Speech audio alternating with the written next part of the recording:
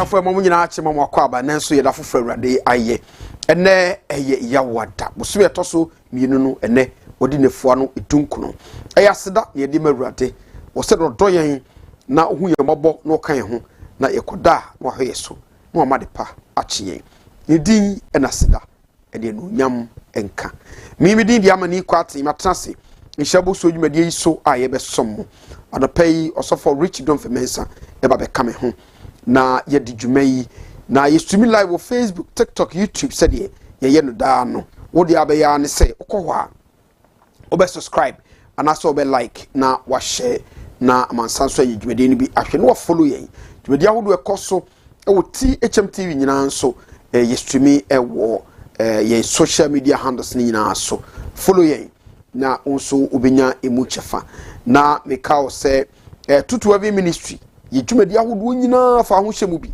ni ba bia tutu every ministry anoko ka bia nso eto safro se wonso betima bekan ho na ye nyina ye bom na ya som na ya hye Kristo so enunyam na mo nyame ya doma memne de ye bayi dwumadi esoko bi ho mpaebo dwumadi online prayer na sa online prayer no ye to safro wo bia Ghana time enwumre no nsia ena sa dwumadi no ehhyase ejirem ya poso nyame empaye intimesrew enyu film frew nu aka kire no se tutu abi ministry worldwide ye online prayer nyame ya doma memne day enwumre no nsia Ghana time inti tutu abi ministry safa hodo a ewo wiase afa na nyina na yakabum edi sa adwuma ni yeto safro kwanso kuso se eka enyina yemum na online prayer no fa ho hyem na fe ye hye Kristo so enu nyam memne da yawo o kire fie memne ena sa adwumadi no baso na no pa ya tsanse nkomo ho fisam ene nsam bi esi wo ma amanone ene yakabum a ye de ebesomi Burkina Faso tutuafo bi ekoda na yetuo ede gu Ghana de hye bi so no ene nkomo the update and so bro nipa bia omo mawu omo me prepare abana na mo so watu ni sema hodo efa ho nyina nso ye de sa update no eba na enura na ban kasamafo e de krata epiedwa krata no mu nsem nyina ko wiewie se wo mo a e de petition call senka electoral commissioner no yenyi no Jimensa ene ni two deputies kaban no empam na special prosecutor so aban no empam no the chief justice won hu nyina so obi anti sese ye pam wom nti wabagu anya djuma eno ho asem ewo ne afufuru bia aka na ye bedi nkomo efa sebi onuane a yedie no eno so ne fa bi anope ye de beto aso ye nyina ye ne aba ye ho so na afi ye da ye ho so nso se de be ya enko fase be wiase no na ohaw ne amane bi ekoba isan hwa ya hwe ho so yie ewu nuane ahodo bi a yenya ye kotoye na yediye na Russia ni abranti a obedi anyambra sem o my Ghana mu no wasan bu na ketem enani achi ni kurum no krata bi apiedwa eno efri the communication minister eho ena aba na o chese Ministry for Gender and Children Protection was aka bom ema wo mo ne Russia ambassador no Asia o mo ni share no madi nkomo na emom de apie firi nkomo no mu ne say Russia mramu no o mo ntumi mfa akwa no ma say yen ntwe na so wa ha da bi na emom gise akwa no tukwa firi Russia ho ekoma afoforo so na say onye pie firi Russia man no ahye so dia na so ni Russia territory mu biem ene etimi man Interpol fortune se nye sa dia na osakwa ne se mi ntukwa biem metra Russia endimi nya no he ene mu nkomo ene afoforo bi aka ene besomo anopai ye no be ko Peru na onim se Peru efi 2016 ebe si February 2026 ometu amampani nso na efira konwa so ofom ne atu ye yi foforo no afom ne atu ye yi foforo ye inipa nso na de kura no mo ye anti ya ne atuom ya ne atuom no ise de foforo ya osisu yi o matu no ama omo ye hihye se o mei foforo so o hwe kiri epo o beto aba o ma ni nyina beto aba no mayi o mampani foforo dien na omo ye na ne we motu no na anu ye akrampo no ono so dien ene wa yintia Peru man no omo congress akwasetra na omo tunu efri ade so weni afoforo bi aka ene ye be soma no pay obetimi do adwenkyere aba o de fa WhatsApp na SMS uko Facebook uko TikTok uko YouTuber fa comment ne to brand so a ebeke kan kama ama ibe bia homa na tum na onso wachire wadwene nkoma hodo ano pay ye de eba de obonkrata ne nyina nso wa ha a eno so ebewuram na yabedi emu enkomo enti siade ima ede yebekọ nkrata animu na afia hwe na poso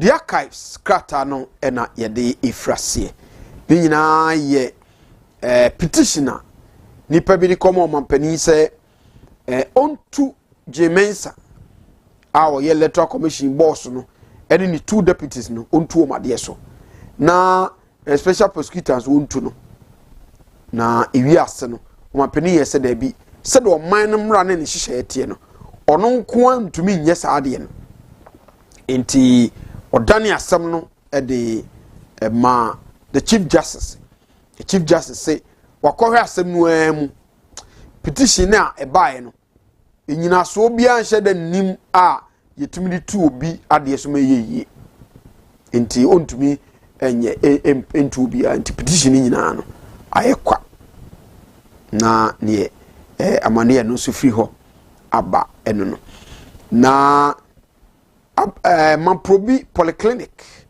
and so ababa wabia ono akowura hospital ho akowia akoda obi ba wonya 4 days akowia no osisia no gender minister otiesi asemnim ama police for tiesim omakokire ababa wa no ama omusaka koda no nanso de abusuafo ne kan se giso mai DNA test ansa na omatima je atum sampa yakoda no ikomu nim ebi kura okosesa no ebi odi akoda afoforo na aba o madwene mu hyedant ne wo asem ya yedija ana peisu yebewuram na yedimu nkomo na sisi ade Russia ni abrante no obedi nsamfo wokuru mu ha no a wadwane sa akọ Russia no gender minister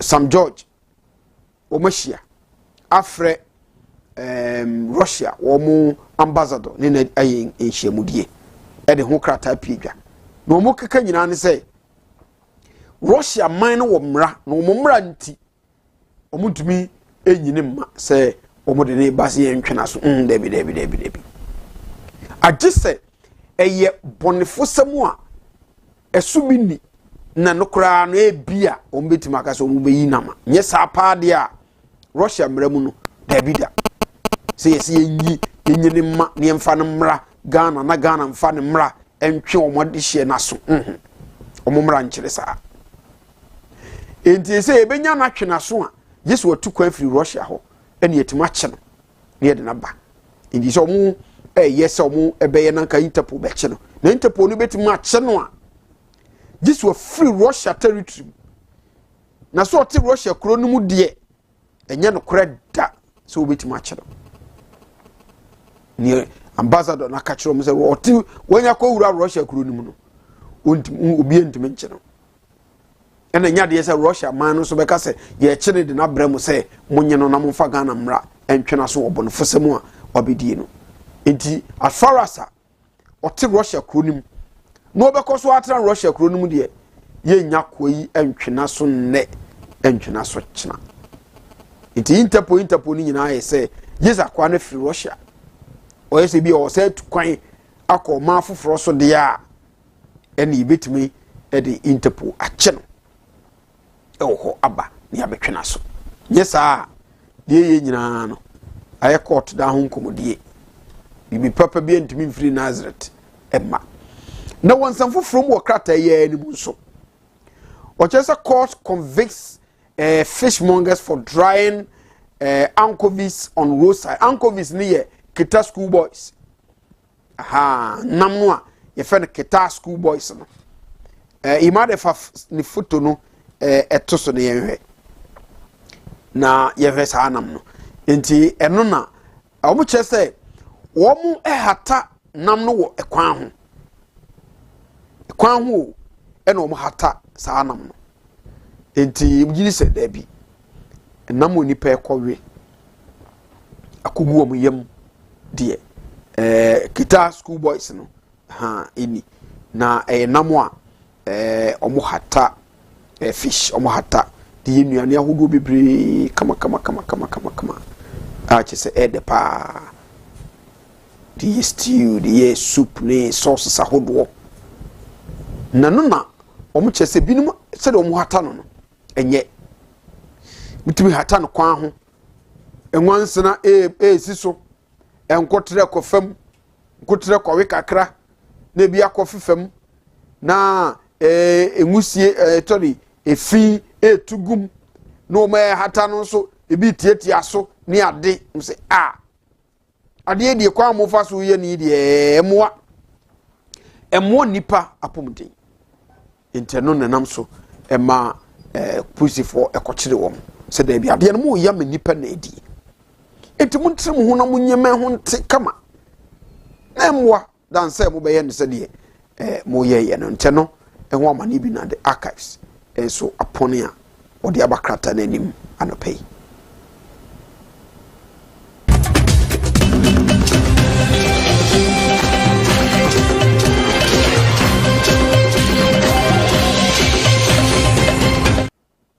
Okay, business analyst and I de to aso na sade enche kra ye tenka ewo Burkina Faso se Ghana fo de hia wonom ekodigwa kofa tomatoes obkoduru ho no awrehosem akosi atorenche makoto ama nipa bonfo bi akoda na etuo egu wonso akum nipa nwotwe ama foforo miensa eprepra ama enso a akade kraisa aka enese omhoye a omodo omaba no ma prepra no omro mako 37 military hospital we Ghana soldier for eni tumi call ya omakofa sa nipai edo omo aba a omodo makoto aye sabe no mampani ekoho ekokohwe omo sede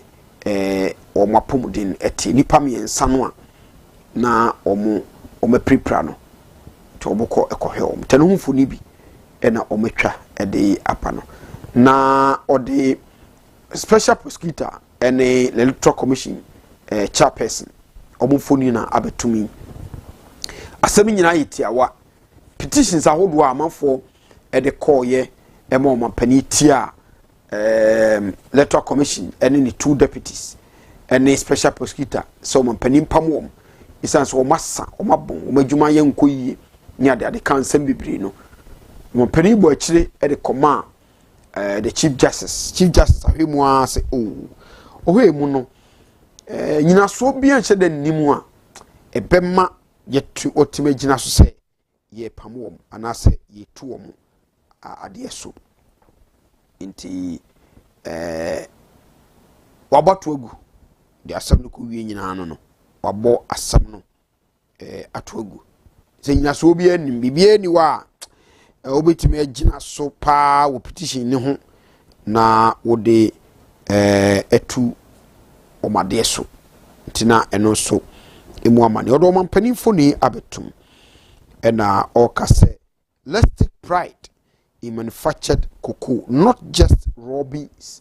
It was say cocoa no aye dua no nhihye foforo yi se omde ba e wo cocoa board ene cocoa adwuma ye no mu no se cocoa raw beans no anya ye kura no be so ha mu nchemu aduonu mu die ye be dan ni wo ha ye ya ye be process na no wampani etufo se eba de ye ya ye be process no a ye ma enu mom na ye mfa nhwohwo ye ho kese sense ye so beans no a de akoma de akodwa so se ye kwa akoton nteno ebi ni nyina ye se ye mpese ye beso beans ne de akọ ye nane ye ni wo ha a ebebo ye ni nyina ye hye a epese ode ba ewo koko kua yonum koko ne to hu dwadie ene se de ye koko no eno ena anope the business analysis so wobo emu amane a wode abeto krata no enim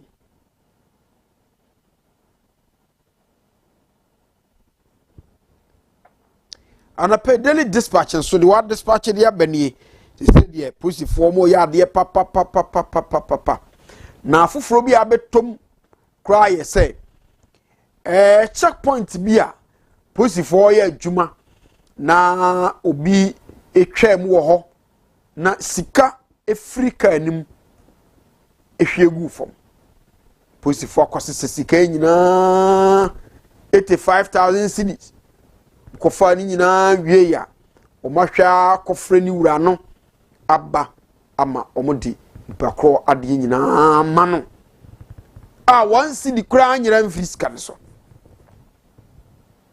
one cedi mpo anyira mfisika ne so e kire sampa police no o mu kromo mu die mu papa into 3 officers hunu sikai o omo edisika wura no na de akoma no ache se one cedi grant emfiri so e kire se omo mudie no omo kuram inti se de kane na police for kofo keka se omo no ya no omo manini sika de omanini sika de ne wan ezi ya de police jumaku mu adane aya kono mu aye fe omo integrity no o ye juma papa enti emenyo nwanwa kraawo se be kakra no okra ene kraman e de nambe kodwa akoton abebu nkunta pepepa enam no ebikura enyira ebetimasi o gidi no manfo nya ewo police adwumaku nim ewum so ye de ya se de ya nipa yi ya na twitwi kakra bi efefe nipa bi hu de nanso yenya omu gidi 85,000 Ghana cedis enye sikawa o matam sika ni nyina de akomani wura seni ni wura je utwam no ena osika no hweguye ene asesa ene de abrɛw ne fe aka wo mo aka no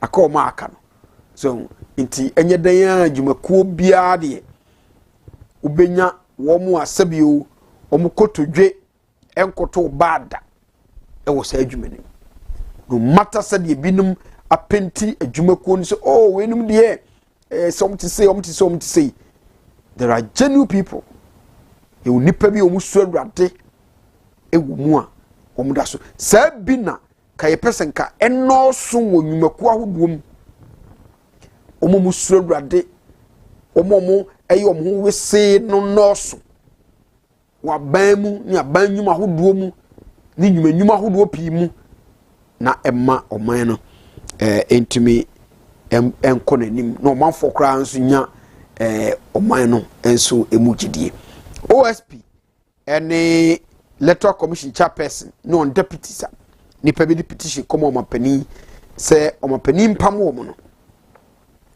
chief justice say nyina so obi animu a itimi de pam wo to mo nkoso nyo madwuma eno ho amane enso no na fifi kwete say what we saw in the 2024 election is a manifestation that Ghanaians are more discerning utu the party for the for sadie kosi 2024 election yimu vote dodo a NDC nyaaye ɔma anwene ho da so betima konya saa emadodo no vote a NPP lose ye ɔma na anwene da so betima lose saa vote no seat a NPP lose ye e parliament ɔma na anwene da saa number of seats ni betima firi omunsa seat dodo a NDC etimi wini ye no ɔma nsusu da so betima nya saa number of seats no echese Ghana for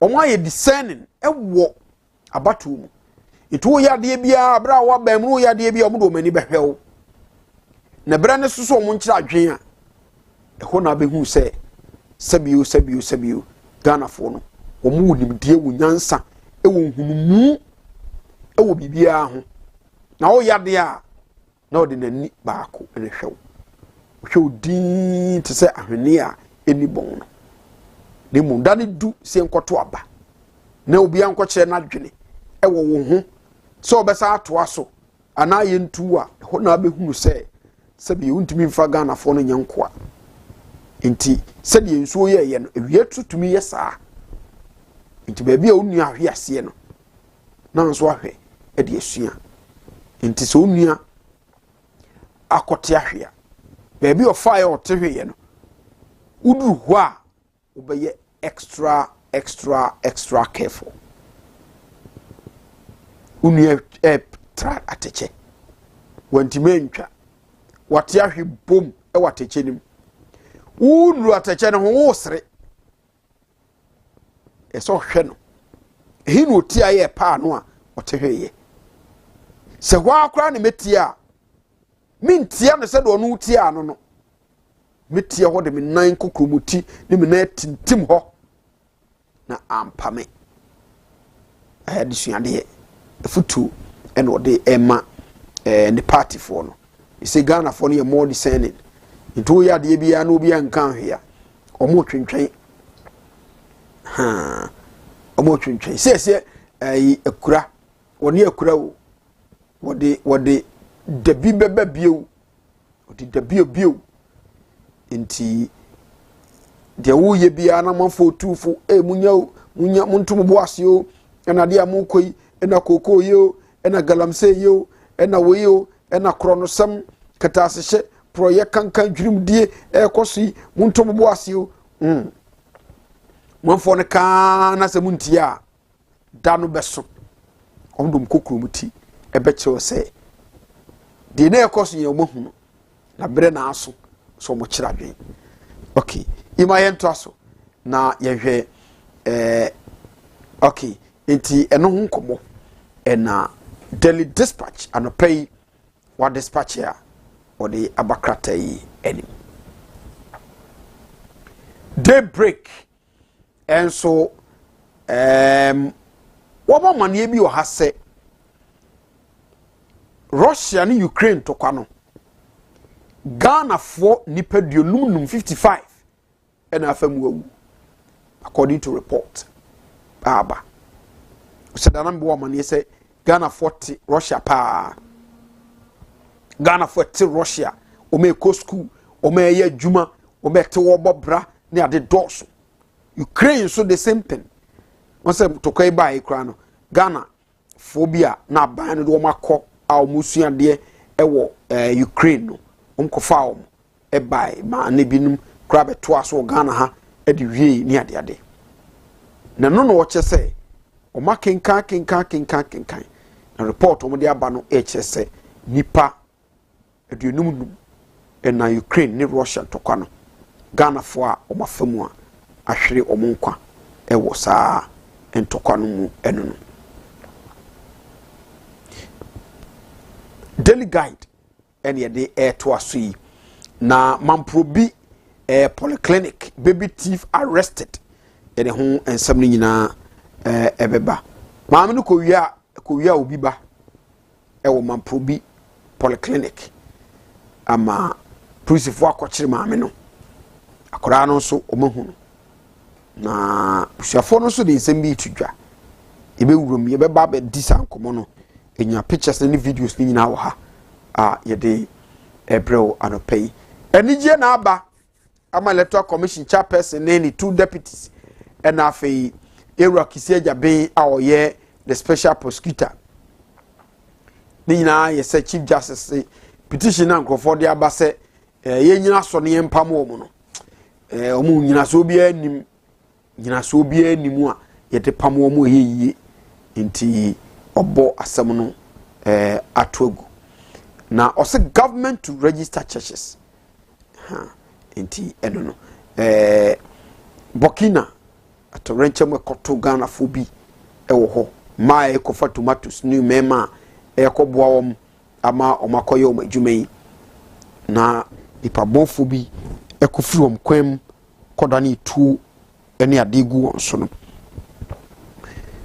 omo a sabi omo anwu no omo akofo mu ede omo aba survivors airlifted home 8 victims buried nipa nwotwe no a ebeto dwase womu ewu no omasie wom ewo Burkina hwa omanfo mu ama nemu womu a omanwu no eno me prepraye no ena omodo womu aba oma ewu ni de omasie wom se de nani nansa na yebo mu ama na yese interior minister mane ba ode baaye no cheso mu eku wom no masan hye wom ema on social media kwa no mu pictures ni bi ene nam so nipa no so do ma hye afa no kai na asefem ya Thomas yom ho omanfa omo a mefi nemum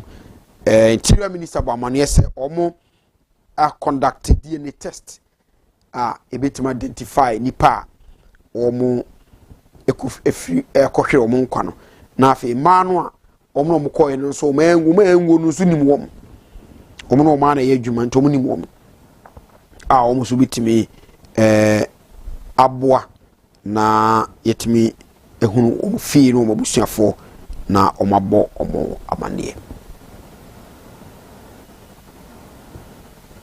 okunini graphic ena yedi ewie de obon krata no mu nsam na afia ba nsam ahodo a aka no so eso na ni nyina eye special prosecutor ene electoral commission chairperson ene ni 2 deputies chief justice at dismiss petitions no eno enkomo ena ode abe reset mining sector with local content omampani ena Oneville 5 pillars omo ede be transforming the mining sector no na ama ye from goodie etu ne hu dwumedie nso etumi akost nanim sade omane pe ne mfaso a yenso yebenya ede efiso okay eti da bonkata no emu eno no setema du ka abo amane nyame yadoma memre dai dwumedie bi ewo ho ai no so ba yenyi sankrato no mra ye ba pe na afi sem koma hodo a aka no na eno so ye de ato so ti ye ba sisia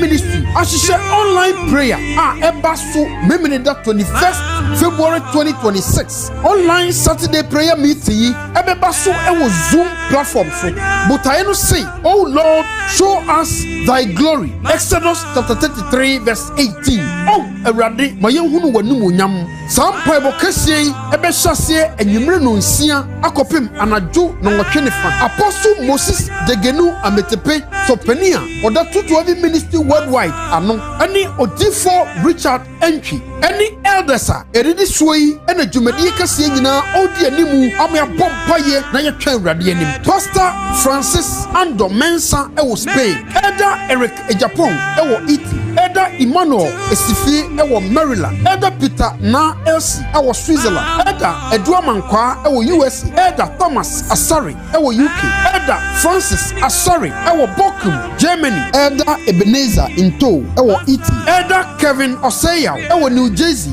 USA. Enti etu nsafre obia mo brochire mo Ghana ene be bia obia te yenkase mimini da 21st February 2026 enyumre no nsia kopima najo no wotwe ampaye bedwa Yesu sei mumo mpaye na mankonso ye giram ne aposo nyame mpaye ye gerade di sei oye mpaye botie fonti obetie ne masufre ne wo sanya betweyen ne wo maye hunu nani munyam enti follow tutu every ministry awo ye social media platform ni nyina so ene THMTV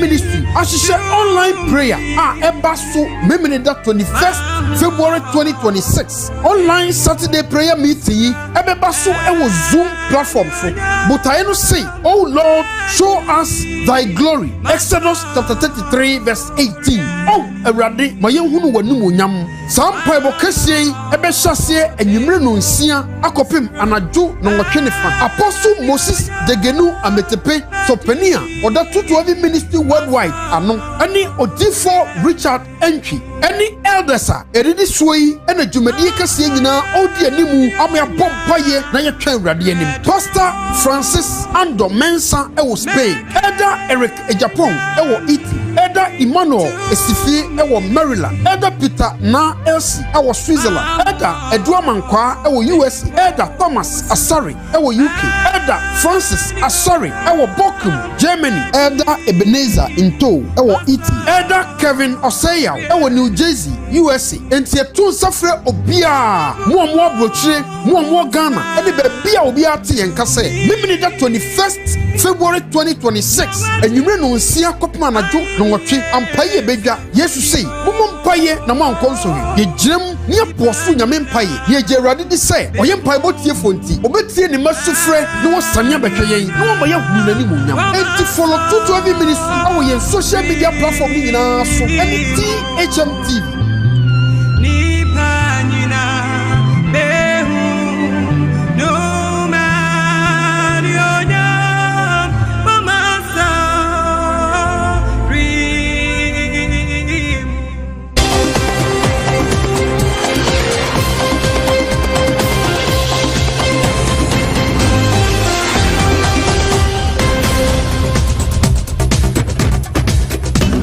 all right, I'm sorry for you. I'm going to say.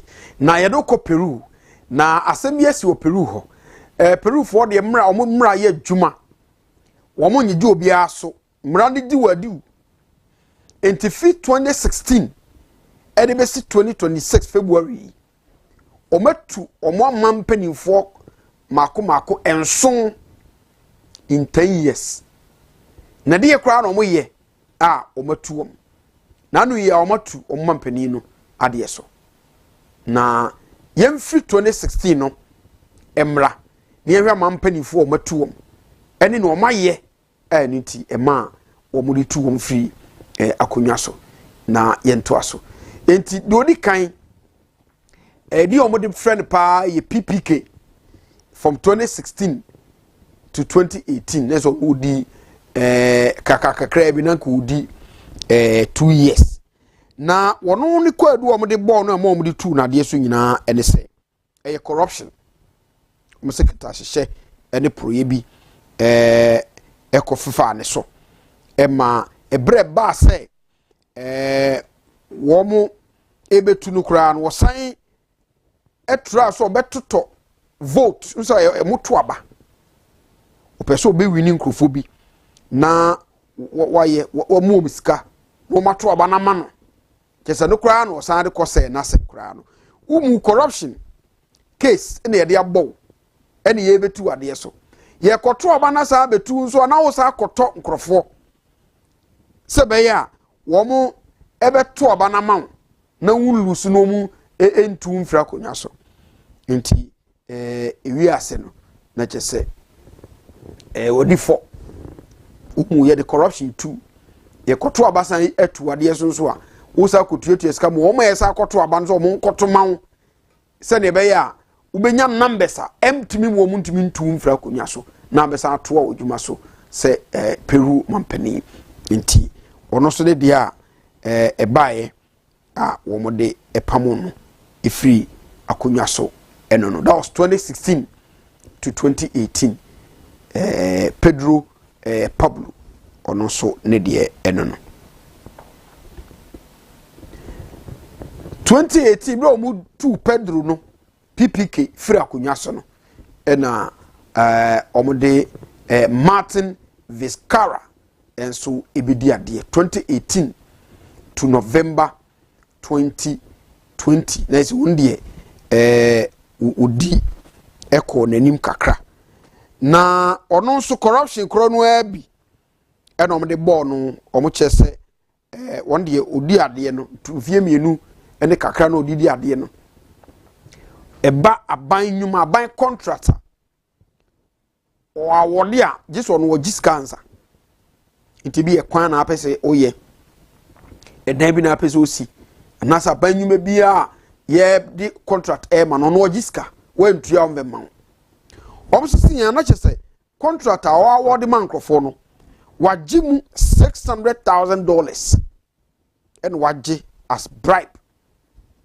to award public works contracts ena enam so ma ono so wo mutu na de so se de waye no itia oman no mra no enkyere se esese oye mampani a ukogye adamude na akọ award contract sa bonfusemi omugina so edi tu na de so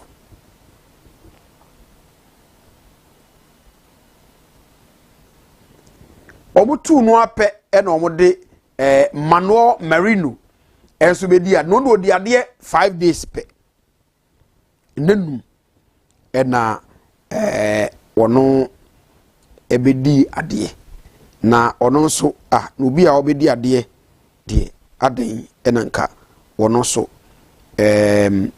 wo san atwe ne ho afri akonwa nim ne mo ono no de na kanyo ono na oye sen ko be free so wo mo hye no se na breso tamo o mapani no o mo tu na de so na ono no oye vice president ti ye de waba se wo beto aso afedie na protest ahodo a ekokoso ne se de mabunu eye ye wi ase no na nipa mienu awu wo protest nim ene ade because mafo no use da be corruption no se de corruption sensam ekoso wo o mani mu ano ode dodo intibasa no ma congress no so esako asetena ebiu omukọ asetena no na ade esese ba ne se ene wo mun hye no na ono a wonye won resign onfra kunya ne so ntinya na nya ono ne kumam ne mu congress no na yese da bi masa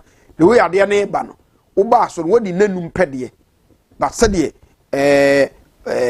say protest ani ne ma ne me come nipa bi afo mu ahwere o mu nkwa ne ade se wo so na aye mampani no se usifom se de bia o man mu bedwo na o matimi akomanim ti Manuel Marino de odi 5 days pe wakonya no so in the year 2020 November na o mosan share no ma no ejina nchen na o mosan yi foforo no so omode beto aso nti after 2020 no November onipa ebedi 5 days pe no eno mu koyi Francisco Sagasti ebeto aso na ondo di from 2020 ekopim 2021 nti sisia na cheso no so we ni afi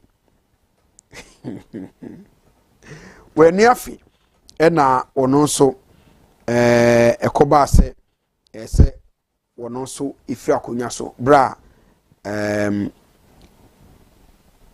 ni nuano edi 5 days pe no Manuel edi 5 days pe no na esese ono so ba na obeto aso na Sagasti so asemni ono tena office sede eda TV so a ohwe from 2020 ekopem no July 2021 enu afikra ena ekoba se debi esese ono so omu eyini firi akonya so na ono so handi over power no de ema de yato aba ayinu sense wonder obehwe akiri emekoba se yeto aba nti wiase na yese yenya ye hyehyɛ ne ato aba de a wonto aso eni ade bi ese hye ne abato no baso nti abato no eba aso no na kyeze se wono so ejina enchen to no headed the transitional government after Marino's resignation and now jina otna office mreka kra eni afikra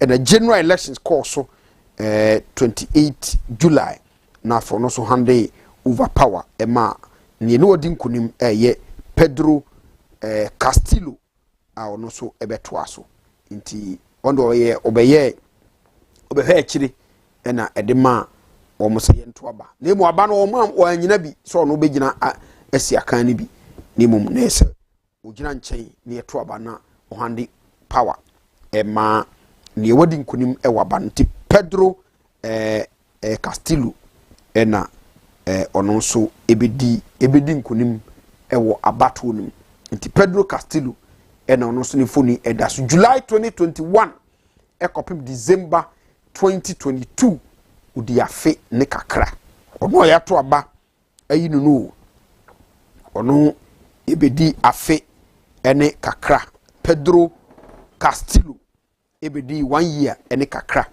ewo akonya ne so na ono so ofesi impeachment ewo the Congress na onso omono de ansa de be tu ade so no omono womra ne hyehyeye so oye niema bia no hwe na se enhyeda nse no mutrim papa eno anse wonso ye lugu enti omode no be di ade no ono so udika face impeachment attempt but answer cd ena one so yes sade a ene na Congress ne kwa no obe dissolve no Congress na ya attempt say wombetu na de so no wobe dissolve Congress no because wom na attempt say womo ebe impeach no ema eno so ekoye deja into no any ministers and the armed forces no reject that move no ema afedi later omo say no ene eba ne moral life wa enye because mampani ya to abama na ye de mra ye adwuma na wo be try say wo be dissolve Congress de sa mampani okoso di ade a enye yie mfa se ato aba na ayi no enti Pedro Castillo ono so wo mi impeach no e no mu wie no sa ache no sa de na wa ye na offense so because we be dissolve the Congress debi tia Peru emra kra nti ono so wo to aba na ma no de enso udi afene kakra eno so mutu no omo sa ache no se sa attempta o make say wo de dissolve omo Congress no na che say itia mra ito no so mutu no eno omo sa ache no nti Pedro Castillo ono so eno no nti ba so omo che omo tu Pedro Castillo na omo sa ache no na ese omo po bi fufura ono so ebidi ade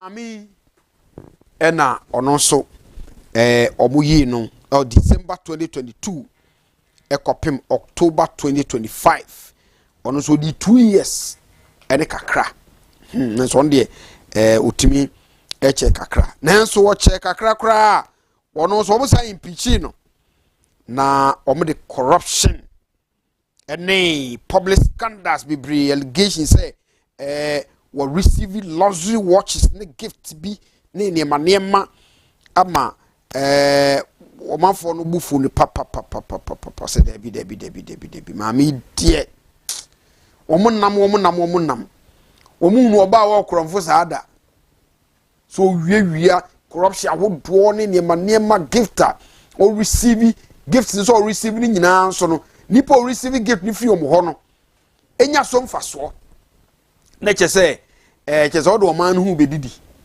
enti maami nso womo impeach no congress no impeach say no yempene da ma untu saa na mo no ma ono so womo etu na de so to tu maami ade so October 2025 no ena omo di Jose Jerry eba 2025 July ekopem February 2026 enra neso ono so wodi ade 131 days pe ena ono so omode etu no nure ya no no de ade a waye ne se omche se oye mampani wo Peru a ubi bia wo ye te se no obi ehia edi nkomo ne ade titu no obi a onfiri manim kura ne ade a ese mu da ho meetings ni omo record ebetodwa bi enwu sapa woni ni hia no komo weni course na your mining interest nti na ani ni hia nanso Jose Jerry de wanye ne sa ese Chinese business people bi wo krum ho a onu mutimi ko hia anadwo osofu rich wa osofu akwaba pacho bia bokode onu mutimi ko hia anadwo da suom ekodidi komo ni ade ma nye ono nko esi China ni ba ko so ewo ono kwado wo businesses wo ho mo no so ni ko hia anadwo sa na so no be hia bia anadwo enu ko hia wo no kodidi nkomo mgidi se san hyemudie no no mu hia no eye personal interest enye o man interest eno so mo se wu se ma bi wo ho a papa yi a wo de contract ama wo mu a ne omo observe ye ne se CCTV cameras so boa enie e man ko sa presidential palace wo anajo no ohia man na ohia man anajo ni wie a enche krobu se sa oba no onya contract no mse jese the only presidency ne ye no omo man so edniko congress enra ono so ometu no iso omo chese omo be appoint foforo no munyanyi omo be appoint foforo no wa hwechiri akopem April a ombe general elections na omayi omampani foforo a obedi ade ntifi 2016 ede besi 2026 yi ebesi na ye kase no Peru etu amampani for 7 within 10 years because oba omode mra na ye djuma mra kete individual 2016 ban obi andimi ni ade enwie owi ade odi che ye kra ye mami ena odi kakra fie mienu ni kakra asa obi a wo ba bi afe wi kra nu afe ni etu mra no ye djuma kete e wo Peru enti Peru nso ni akoso enti ehwe ni mu se ombeyi the interim president no na wa hwechiri kopem April na oman no beko abato so a omunyina akwakoto aba na omakwakoyi omampani foforo na eno so no ntomo de congress no wasa tumi no utimi nya wantimi nya sa numbers no a na jese wa na yewo nkunsa na onso wape baby afantina de free Peru eba eno no yemrafie na afisam no edoso yebabo ya homoden a na yeni kanko frase ewo Mamprobi polyclinic na nrankra ebaye echese polyclinic no obi akowia baby ewo polyclinic akola wonya 4 days akowia no ede ne ko ama pussy for ni ade ni family ni be mu ani ade no masa nya nipa na che no ama maji akola no ne no ena family no kasa still omo demand DNA test a be prove sampa akoda no eye de omo be fa no na eye be ma no a anase family na oba no ni kunu no eba pe eno no in the confirmation no enso family no chese omo hia yɛhwɛ videos ni kakra ababa wa omo che no ene sama hudu bi a eno so esisi ɛwɔ ntama manfo bibi no a eni abre pa senkoda ye be wom at the hospital ne be wi ase no na ebi kura wa onwia no kura nkɔ a swap ni ade bi etumi ba ne sa la line no ni ade bi but yɛhwɛ videos ni kakra mra na afie ba yemedi sa enkomo no so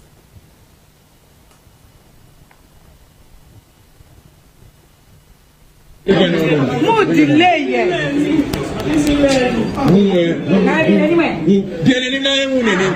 stupid woman who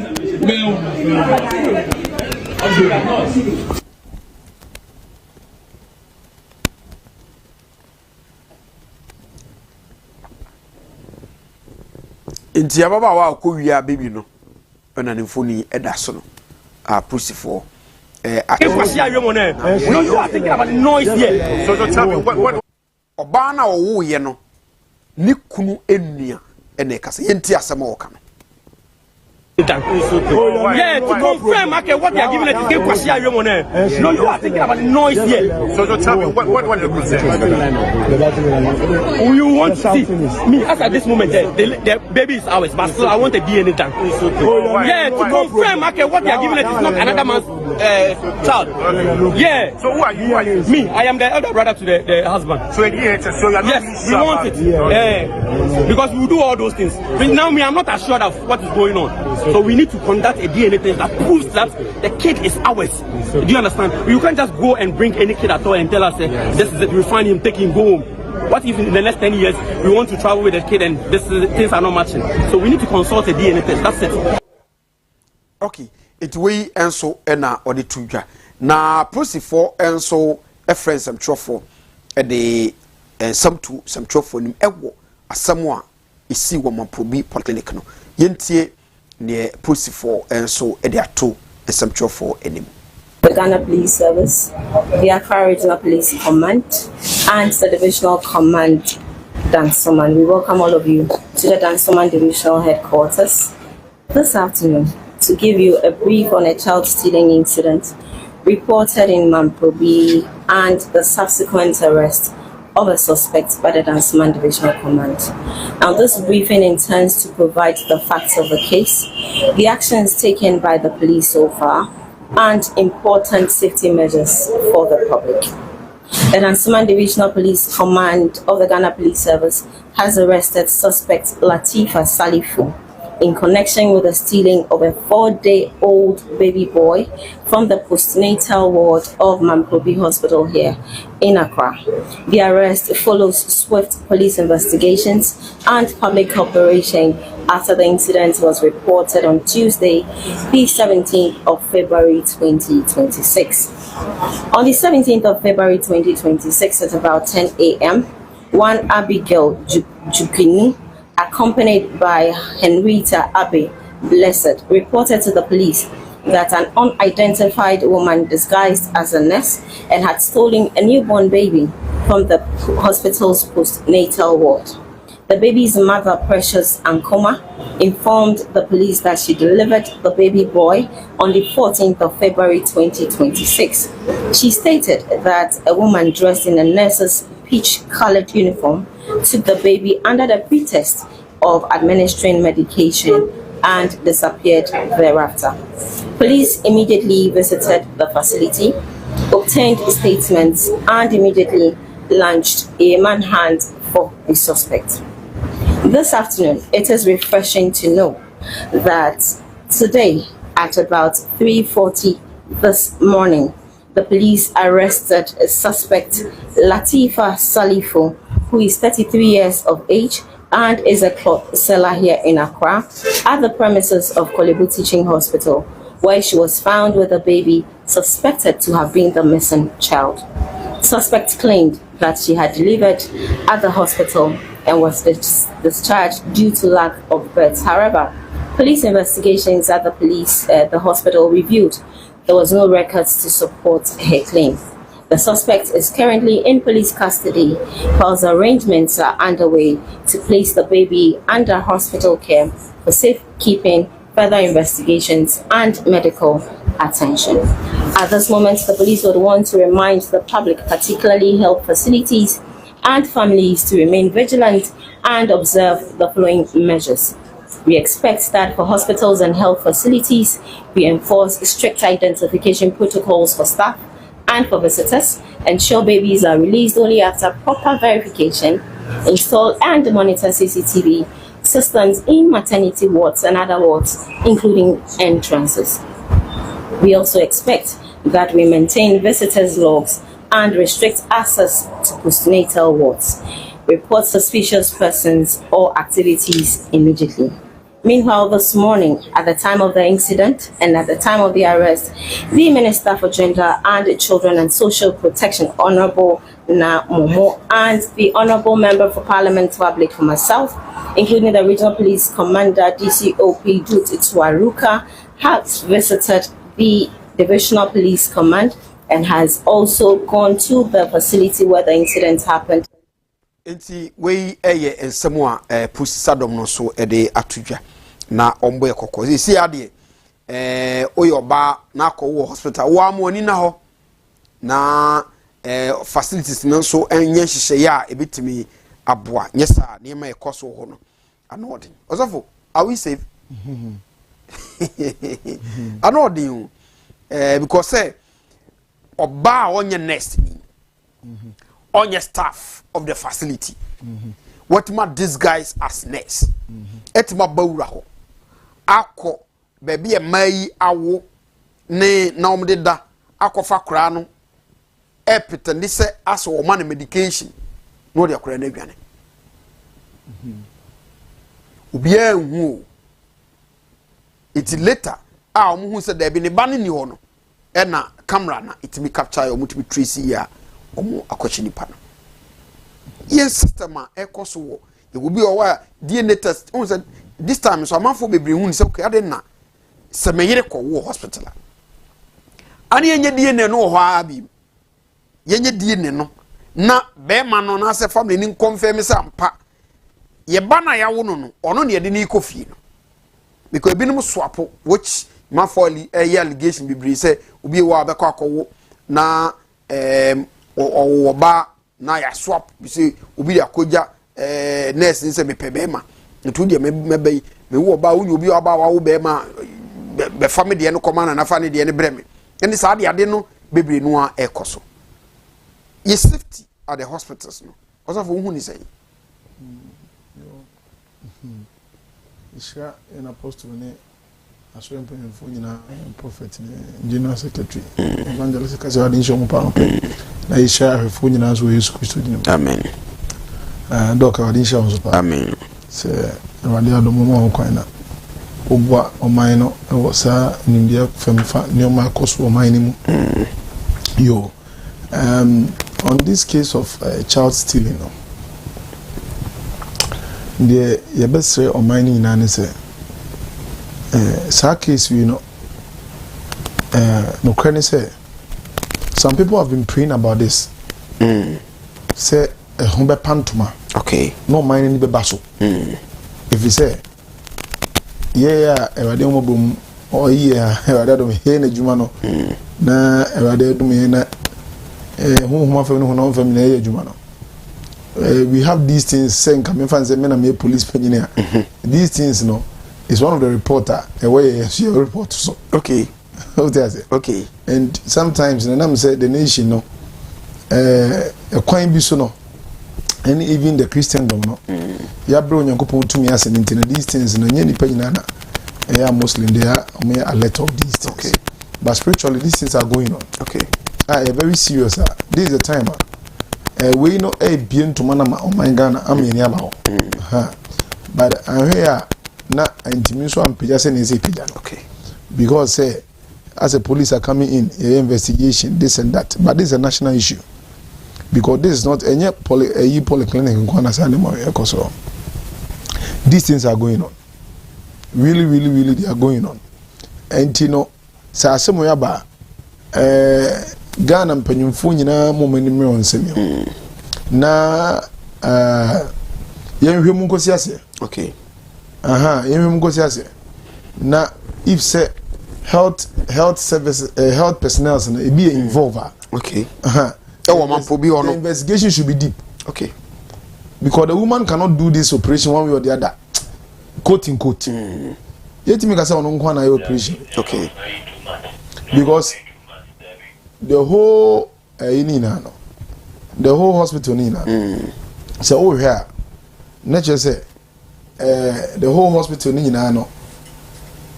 how I don't know how be nim say there we friend say omo architecture net here. Okay. But we ma Charles welcome baby yakọ bia maternal care akọ maame no ho akọ je abofra no epia de epie edi coffee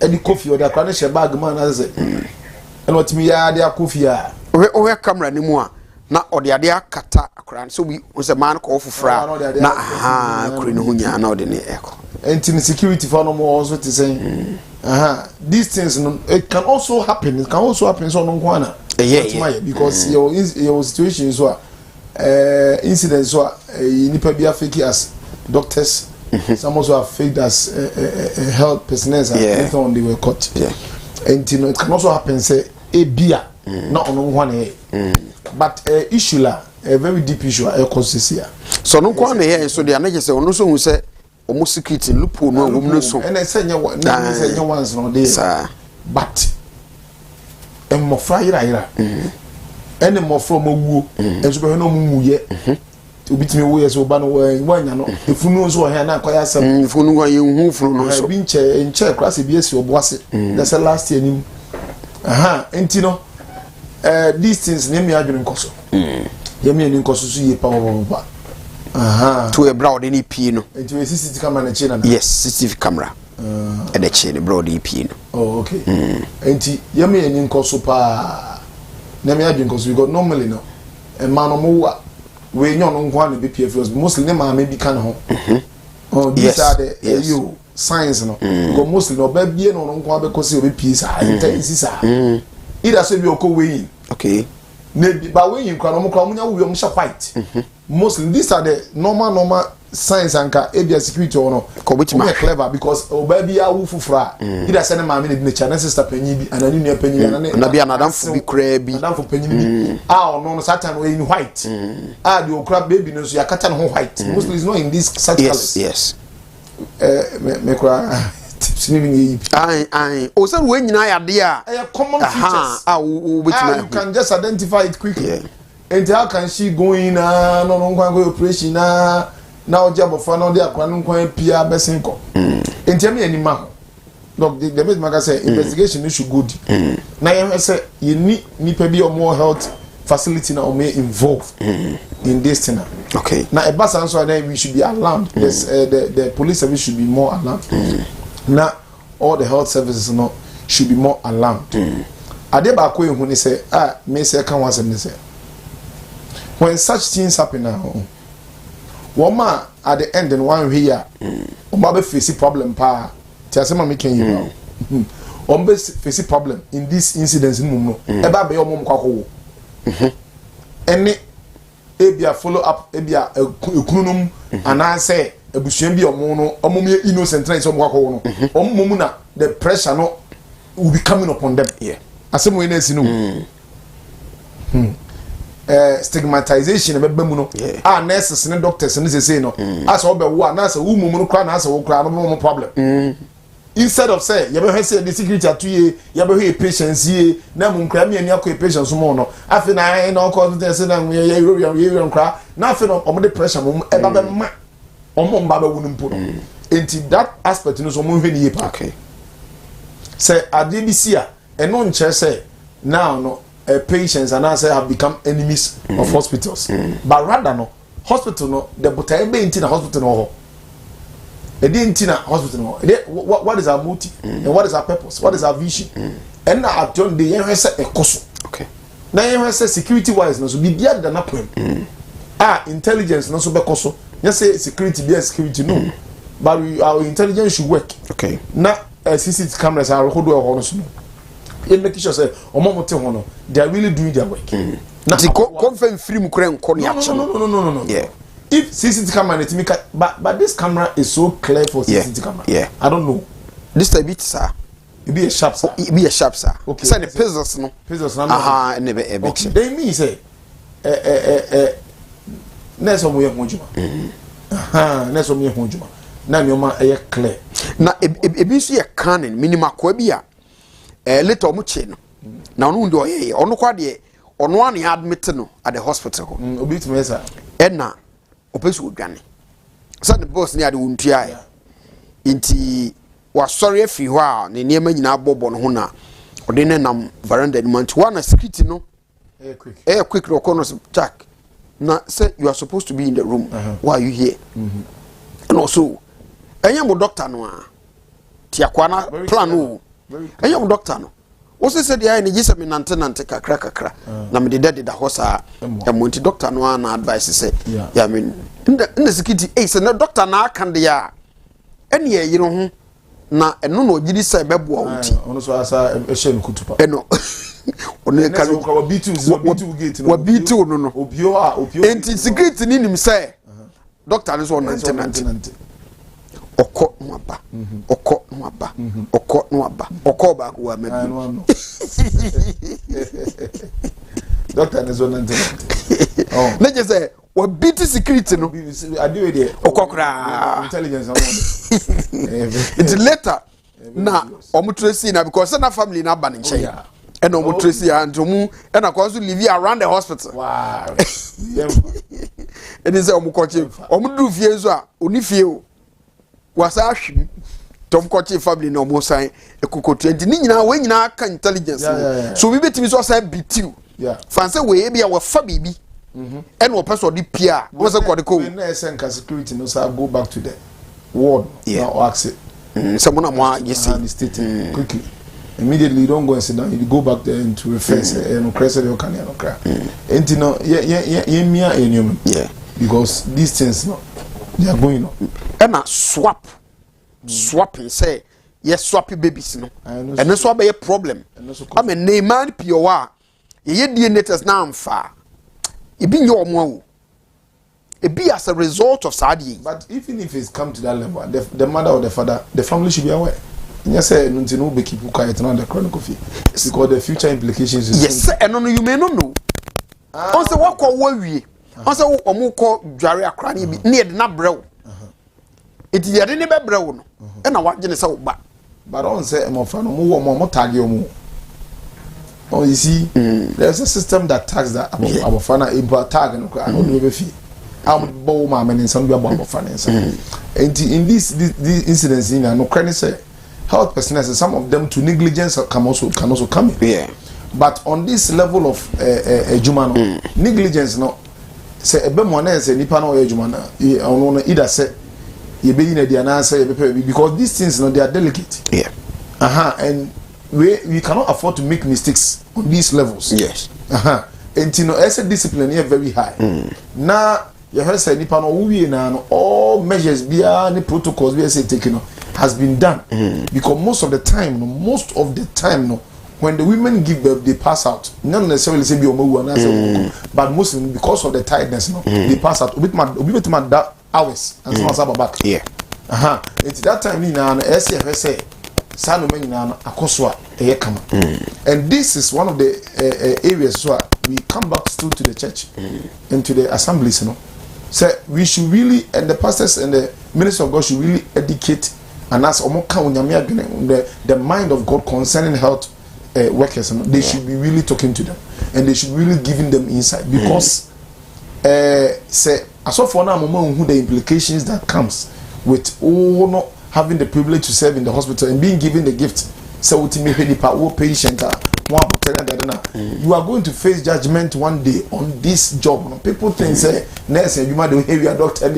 It's not true. You're going to face Jesus on the nursing. No, quite fast your nursing, quite fast your midwifery, quite fast your doctor. Who are the minister in all these records are being taken every day. There are angels at hospitals, there are demons at hospitals. 24/7, all this record has been taken. And it's a what do I bring hospital guys and family Christmas because I could be this unim butenta bunyanko ponda before the baby okay. And to that particular parents. So you cannot afford to make a mistake. Okay. Now said diabolic be also more. Then it more fishes those people not out. Now my system now clear because how delicate, a very serious issue we cannot play with.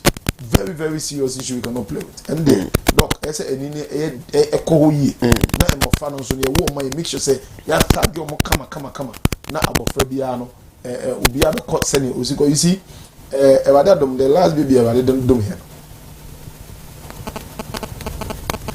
Say hospital no that morning I believe said my wife was the first person to deliver. And you know not anymore clear and I even had the opportunity to talk to the midwife before even the procedure took off. Has it not been that? Any nurse and I mean didn't come on me particular about it because she told me personally said that was her first case in the year. Okay. Into she's been praying. And there was issues around circumstances around that. Now and yet common sense why make my just normal. And she assured me that I should support her with prayer. And by the grace of God, things will be done powerfully. Okay, all being said now. Later on now, and your mother I need to go and visit the baby. Say in a normal day in it, see me power. Say swap be more can be a dim. I'm a to identify. Yeah. Because the baby was or a fair. Or a fair. Up to date or a fair. No many face and I miss many face. But there is a did you on my madman masunte. Okay. Because me a woman I'm a fair. My mammy a fair. Okay. Oh, yeah, family come be a fair. And Miss Sonia, my mammy come in now, or whom be no why messed up. I don't know crowd or corner in the light. Zagana, remind we are not to Toronto desert. You see, now that time Nipa could just say, okay,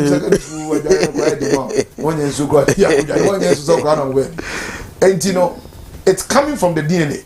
Okay, but Satan the man, your man clicking because so on green coho. Yeah, and you know what the man, I was kind of okay. Then you know what the Lord have already made me to know. Immediately I have to do it. Answer, and you know, and let this also be advice to parents. Mamen can more because I did go on my ear pastors in Yabwa. You see, when a father or a mother, when you are given opportunity to have your child the first time, the first thing you do is not even to look at the face to pray. Okay. And then maybe think of it. Okay. The first thing you do, no, don't worry yourself about the baby, but the first thing is start to command the prayer and the blessings of God upon the child. Okay. Because hospital things are being altered spiritually. And you're my cousin. Intino, your first hand now.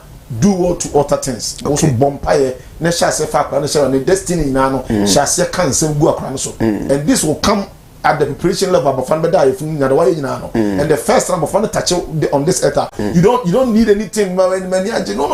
Immediately. So you go on down your knees, you go down and you pray seriously, and you commit the child before the hands in the hands of God. No fan chami say you aso for no enye asori dem e ba fan be share wadensa no that's where you dedicate the child. Okay. Masa na nyoma ato no asembeto immediately the father you have the power of the progenitor no na 2 minute crowd and immediately you have to confess before and confirm and sana if you the abra so for someone be almost. Okay. One now then emwa and you know later on no had be say ba be you later on no the child was be identified. Come APs that's another COVID no and your mom said nyakle to mami pie ya there was no later on me call be the what another identification about top of on so kwara papa ba bomb pie man.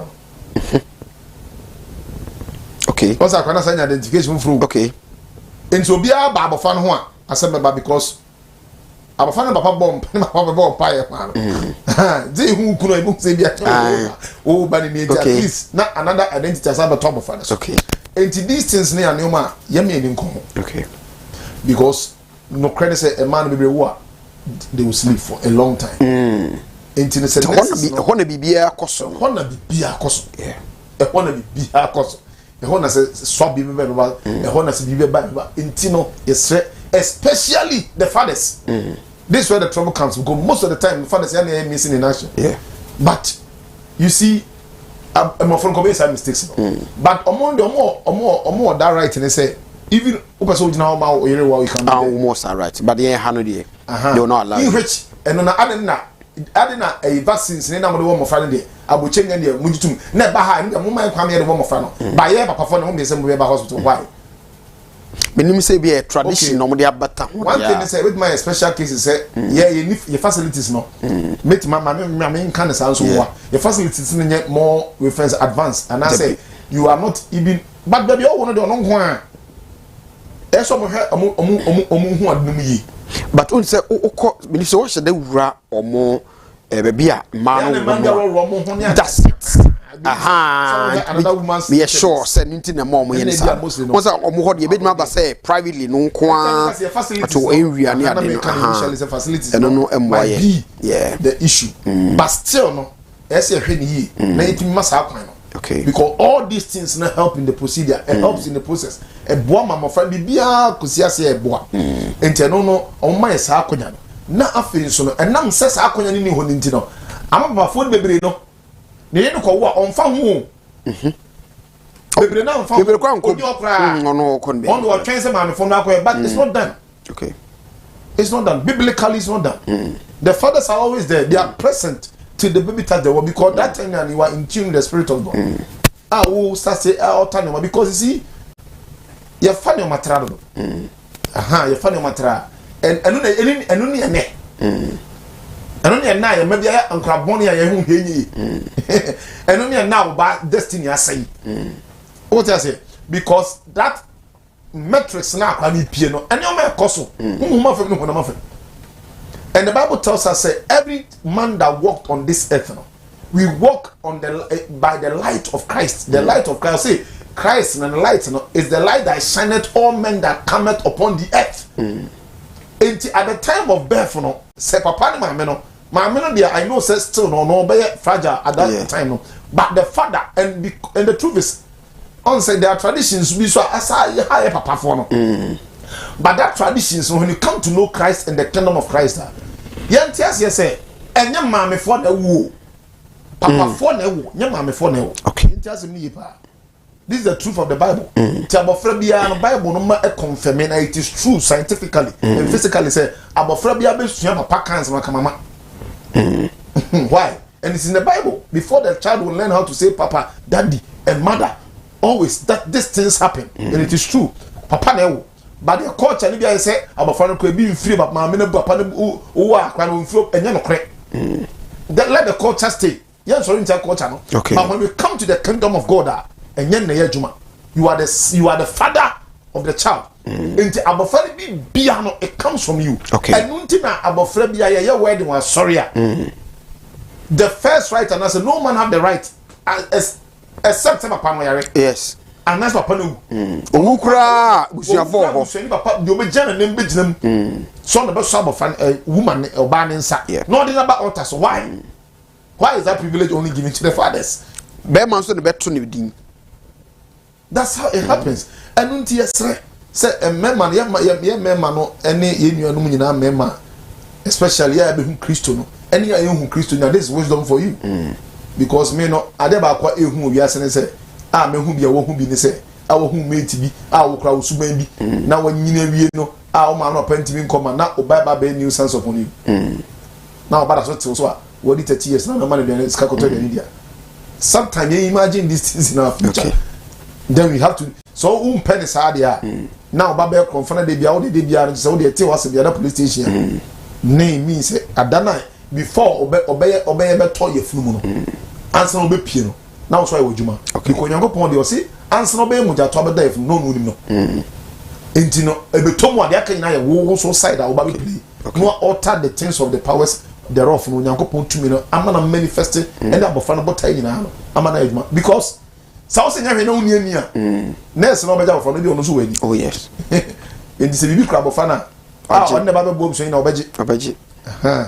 Okay, enti ejanom no fathers no enhye so say neglect o yire na no even menyo where you mean na esa wo say we be make it time yes dine unya kwa dine chikom and ade ba kwa me ya ne say why is it that sometimes no these things no because me na me man no catch your boss say me wife awo say me jam kwan man ko ya who is the boss oh the obemo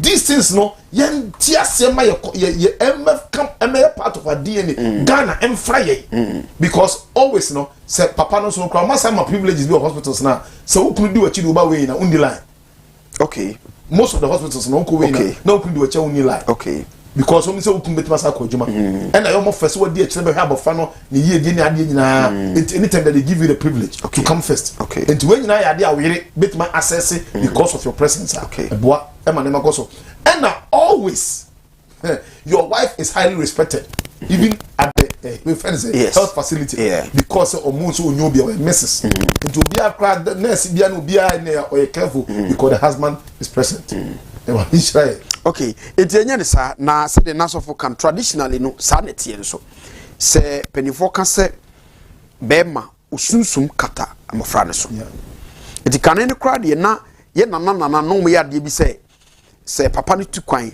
na nkora ne bi yare a entoma papa ne kata ne ho no timi kata kora no ma ne ho ato no yeah and it is true ana se kora no wo se distance o hwe on the social media ne ade a ye na eye dume bi kwa na se maame no kora ne nkora no ya twe kora ho na asem because nkora no ba papa ne nche more than ono a oh ne ba no and natural we are ho hwia enye yie nti ye mema no so mo ye ni nko ye ma no ho kase pa don say obi kan se mi se bibia ehu ba oso a na otietiem Again, you say you are invoking the spirit of your father. Yeah. Say me boa that particular the father of all fathers. Yes. Enti eja a wo frɛ no enye obi enu wa bibi ehu ba no so frɛ ne nei mamro Kase mema na wo no. Sa e frɛ mema. Baby a ye frɛ ma bia ya de a efo abu. Ande e frɛ ma. Ana de bia efe. Aha sa ande ye frɛ ma. Ti bebre 2 cities mo kitchen ho emaye mo dem ho jene no bebre 10 cities yem frɛ mema ko de efo aba yem frɛ mema ye hu ba ene efrɛ na ozafo Russia ni abemu abia obedi nsamfu bi okurum ha osadwane korukurum no dia abane se Sam George ene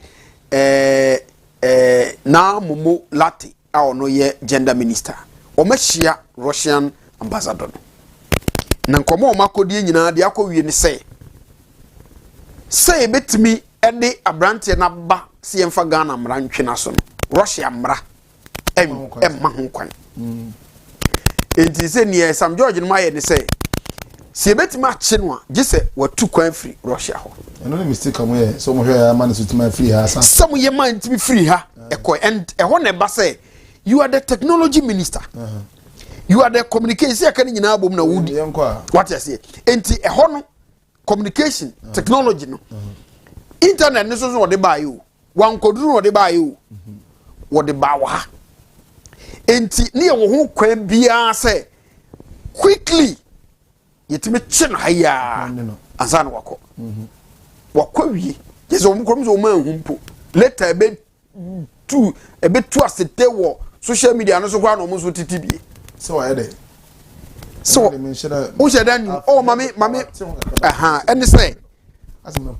obefa e ma Ghana for ma be over 40 and we recording okay aha owie ye no wasan de aba social media na no mo nche ma nyina so mo so tena me mo sa they should arrest them it's a man there according to man bini interview so my no chese wo shia be ma na one na adi nkomo no so be ware en wa che no hotel bi okro de awre kra asem ma bi okro du o machi ko fie e be ko kire family no be ma onya ho de na koda nanim akwa no camera no bo ne spectacles no ɛna ɔde record yɛ ɔmo nti woba ne hotel hɔ na bi a woba bia na kyɛ sɛ bi nnamu amaa ne bi yɛ awarefoɔ lady baako koraa de ba ɔma 3 ohyia no supermarket na ɔne ne di nkɔma ɔgye ne number ɔde ne ma ne kɔɔ fie a no fast ɔkɔɔyɛ onya buroni maybe yɛ nti wie no ɔno so atu ne nyinaa gu social media ne so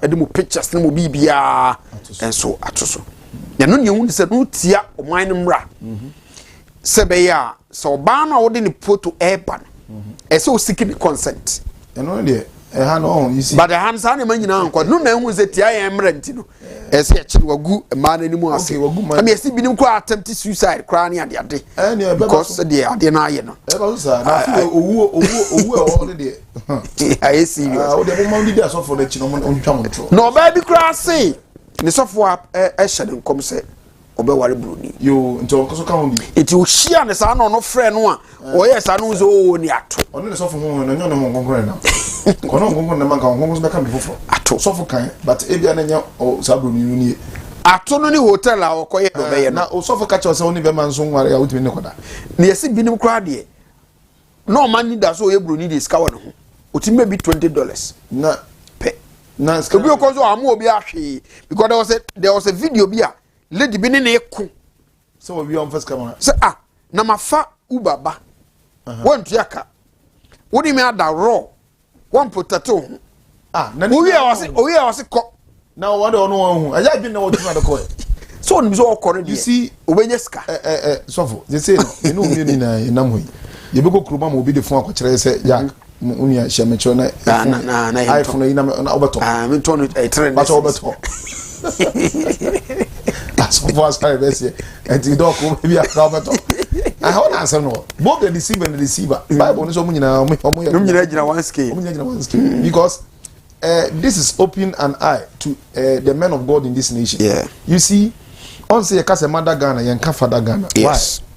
Because mostly no yɛ na asase no yɛ pertain to motherhood. Ti ma funny video funny pictures na to so and then the passport na bibia. Sɛ asɔfo nyinaa yesu na yɛ bɔ mpa ne me ni bre na yɛ dane your channel of prayer and they say if you should go details to all these women you might know say they are in these churches these women are all part of these churches. Why is it so? Because now on the surface what prayers are we praying in the church? To share anonymous you see now you see that normal black mind doctor. You see, or mind people are very ignorant, and one of the spirit of the kingdom of darkness is ignorance.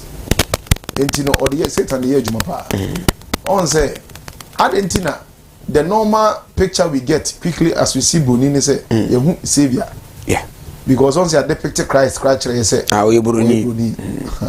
it's mostly no people are not alleged when they see white, but on say, Mammy, me the pardon hasi. And then they say, I'm going to find so many pardon. And then they say, most of the time, highly demonic entities, highly demonic powers. So who dreams are, they manifest as whites. Mostly it's not black men. Okay. I tell you about. Also, Diana who bruni woman. Now omini evola. Omona mostly no, the demonic forces they manifest themselves. Okay. And these are highly practical demonic entities that you see them. And I didn't think about normal life. And they are painting will be before you say they are born for. Bruni ne savior. And what I said no. Mark and Mark, quote and quote, no. Most of the white guys are very good. Because most of them are Christians. Okay. And through them, the knowledge of Christ. A lot of them too are good, equally good. You see, the bonipa. Me auntie back when I had the opportunity to travel to United States. Caution back what the man said. Okay. And I thank God, me feeder. Me big auntie pa. Okay, me say. You meet people who are white who are equally good. Good. Okay. And I be share white or evil. And you have to be careful. Okay. You can meet them at the same at all times. ABC said those times a lot of people had opportunity to travel. The guy your take guy back or coin omo drone no nsio. And you know, there are whites who are really evil. They hate blacks. Me share being so ampa. Who was my manager or a woman? Okay. Later confesses on she or down Virginia South on racist or a racist to the core. To a black, as far as we a black person in Guandia or a sort town. And you know, these things are there. Nipa will be in the way. So I thank God for the knowledge. Also, in the crime free about more than 10 years now, but we feel in the way because it's a good knowledge. San if you are a baby phobia, or equally good. Yeah. Don't be near or evil. How can you identify these two sects? It's by the Spirit of God. Okay. Intuition. What I say? It's by the inner man whom we are two. Our spirit speaks to us. But the man ye BT and say ye nipa bia no honam no. Oh, a man we mo no ma danyina no. Sebi. Maybe to say we nkwane ma wo hye. E so rika ko Kenya. Power fi ho no ba ha. E to ba say Kenya hono so ya wanya no record ko. Yes. Now say all the African countries no so also should be alert. Because enye owia obasa ko one of the watima ko Kenya na so see the Ghana. Obekọ the other African countries. Enti asem we no national ni nyina na yehu say there is something wrong with our nation. Na yehu education system the way I tete mama no. Na yehu asori no the way I my messages no. What is happening to our nation Ghana? So what ma fa empo ema omote aware ho nyina. And chai there was ibia omote research bi beto ho. Me kai ni ya Ghana has say ema omaware. Which is very true a prayers. Yeah. So we are obema na we so we in tune with the Spirit now bomb pay na uja home ready. These things it comes a time we don't have strength over it because it becomes a spirit that flows. Okay. A lot of women on our Ghana the research shows and they say they are easily so made from mukuno. Yeah. So many so research. Oh say ye the back cry. Na mema no bi cry per the analysis no. Mema no bi cry say this time a ma wo pe omo a emre to get them e o ma already. So simple. So what is going on? Ni nyina ye honam na ye project honam. Ene honam ya ma ni di kan obi bia. E ba ne sa we cease to go wayward of the truth and the morality. But as a nation no, if say you do this extent alarming even to the presidency. Because our moral is falling. And the banner or mine a bad din san okre and the katashi san prayer with Makofo. Pacho tells me because do office be no baby to honor. You can have your way out. Tell me yeah. Because I say I saw for young, but this is very deep say. They can have their way out. Yes. You can buy them. A signal we are saying evil people they can do harm to this nation. So you can have your own way out. And let's say we bruni ukreska kakra. Ghana the unya do ha oba bia bit mafan. So our you said don't worry you can get it. Entino yen na ye alert. Ye man ha ye kra. That's how no my akoso. Na asofo no mo mpa na yen hu nsema ye kana so dem yi. Na ye sre ma no so say one thing na me hu oni hyin mu pa asefema yama me across board. Ehun pa ne say you see most of the women the only thing I say they are living for say ombeware. Yeah. That's a woman. The only thing omotiasi na is to marry. And say ombeware. So be you can cry na waware. Inti already nature. And as I'm saying no na ye honama dwene kra ntim. Most of the time no they will be sleeping with a lot of people even before they get to marry. Because nipa no they are married member and I'm so ombeware me. It is ani ada sa. These things are going very bad. Women should have a sense of pride. First, and also now when they say, "Oh, mine, yes, I didn't want you." It's usually in a be on more programs. I could teenage pregnancy, child education. Now, send your child to school. Near bongo no me home advert. Now, omoye na ye empower man, ye man who say, and yet in the negativity so much later mema. But rather, ye mo the self value. I want man say man should be to my and now. That Ghana have gotten to a level one way or the other. Yet many a vice president being a woman. What is she also doing about this case? As someone better know what is her office doing about this? Okay. And that's one factor. Or no, so no, yes, no, ye vice president, Mammy Jane. So as someone better know, e kyerɛ sɛ ɔno so wɔ adwuma paa kɛseɛ sɛ yɛmma ɛwɔ Ghana ha ɔno no yɛmma nyinaa panyini sisi being the vice and a first lady too yɛma Lodina ɔmo mmienu nka mo mmienu mo sɛ there is it's a challenge a glow should be challenged about this so what should Argentina a state but you the state sometimes the Lord allowed these things to happen for us to know the state that the nation is and then how the demonic manipulations are going on spiritually against our women about the NHYIRA is near Soria now for a science system of education these are the things that a my son but no not you're brushing under the carpet now you call Nancy, on my media beto, make a quabia on the finance minister, but that's also on the Cosise. Also, don't see ya, Coco, nothing. I send the blood for Africa and look at a Russian person coming in here to do the same. And you know, nation should be alarmed. First and foremost, our president. Not a man, me, no, so the first lady, any gender, woman, whoever, or may alarm. Now you want to say, so no honorable Sam George mono so amadwuma ne bi onoma so montiase so ma anye ya mombra mo hwase omunyuntum say ya anya de se etimatra ma branch etima bi dis adwuma yi e wo social media ne na de nyina chi na so uploading no ha what man na ha ewi ekoko which is very serious so uploading no ho de a kada one is a different but no crazy dey uploading no ha de a and it means so no or man let it loose. Some George Kasapa, you're telling Kappa, but MTN is auto creditor and you don't see anything being done. There's nothing, there is no changes. Data, nothing have been done. Into the Casano, or managing action. Yeah. Gender issue about here is on the university say who prove a UCC a bimusia de or UCC a recorder, yenya bookwa, some honorable some George or Ghana. Yenya buka a trust say gender more than 20 genders e wo books ma midwife bi and as nipa bi nursing omo federal medication e wo UCC omusua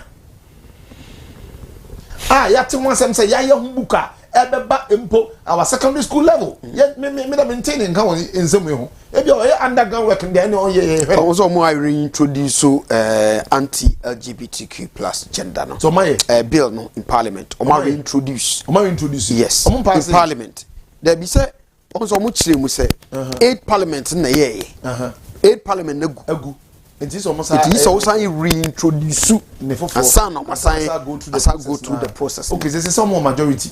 Yes. Overwhelming majority. Okay, into money and tem. Yeah. Na emwa ni empushi. Say ade we slow bia na honorable Sam George, we are watching you. I know we are watching you because you made us all to believe in you. Cause see na you interview follow kakra because you nya say enya onyame ni pa bia na nya bre.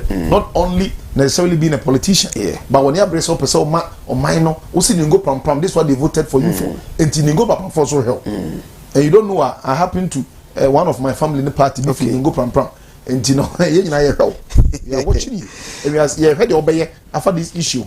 Now you want to say, send you hear loud or no? Ma wa juma na so loud. And you necessarily say ekasa, but mananya vibrant. You use communication. No, there have been a difference. Na fa gender ni nyina on say afasa akofa gender sama ba na akwet ma be fire man nyina sa gu o manimu asebasa into o man nimre all these matters all right na ye be ko Burkina Faso so na yenua Collins otu edifiji asekan o se sofo nyame shapa na problem a ewo yen maternity wars na yese obekọ no man wo bebre intimatima ba say mistakenly obetimi do bi ba brewo so wanye careful obetimi do bi ba abrewo which is possible it is hard yen so omo hwese ombe into kwa do gidi say se ukọ hospital na ukọ wuwia ho na yedini no de ansa nanka jamaa de akora na bifia confirm say obana wa wo no no ana de fi hospital no e go fie na anase bia mistake bia ba swap bia ba ni ade obi mewo ma ne banwu na ya wato de no anase emyemfa se Solomon na e decide edi die otu Collins e de fi just kan ya ono so ka bo gidi say we di sela no say de sofo ka no no ya dwen say omumpu bi feda e wo sa incident ni na intumi emwa na osofo Ghana fo a eko Burkina Faso akofa tomatoes Ghana fo nipa 18 emema 10 ema 8 terrorists fo akwa attack yom e wo Burkina ama nipa 8 e bakum nipa 8 onwie no masan twagya etu mo ahye wo nyina nkra interior minister aboy amane ne se wo mo asi wo ma wo mahye wo because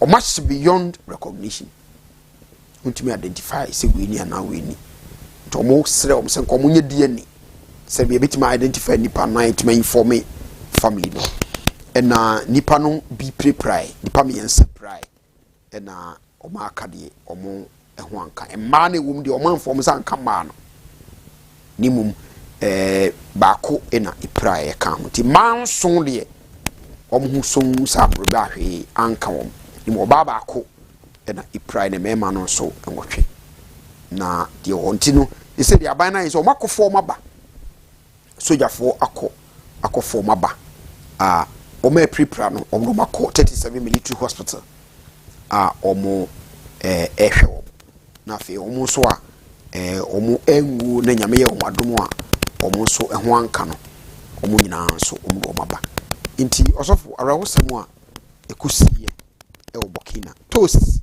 no omo kofa eni se omo akohia sa hawa akoto omo nti we ye bro mampani ekoye ti Julius Debra hanto mampani koye na wakokosra omo bi ti utimi so yo ba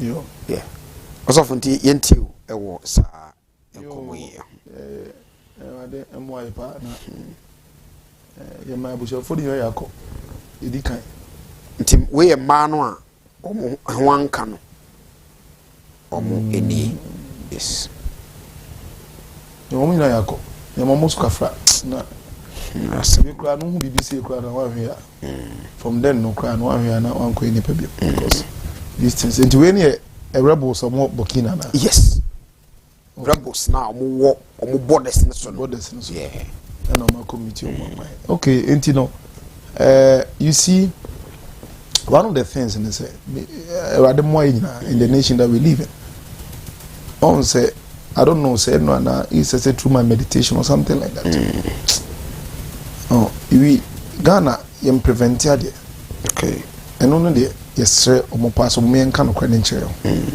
your prevention measures no a low prevention measures a very low very low because amino any soldiers say one they are there but on say as o man panyin ne ebo no hoban okay o men kan sa kwan bi so as o man panyin ne de ebo no hoban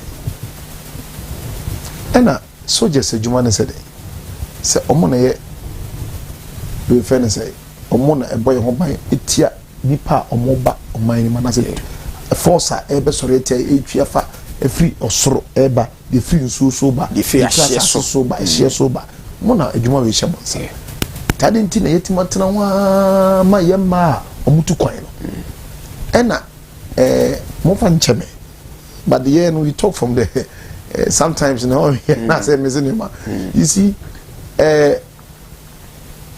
our intelligence can never tell us they don't know that such activities are going on around our borders. Okay. Oh yes, they know. They cannot tell us that.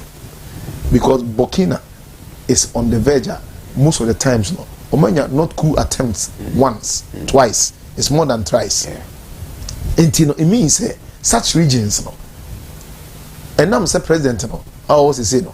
Or yeah, a military man. Not Yahuni say. More than 3 attempts of coup have been attempted on him.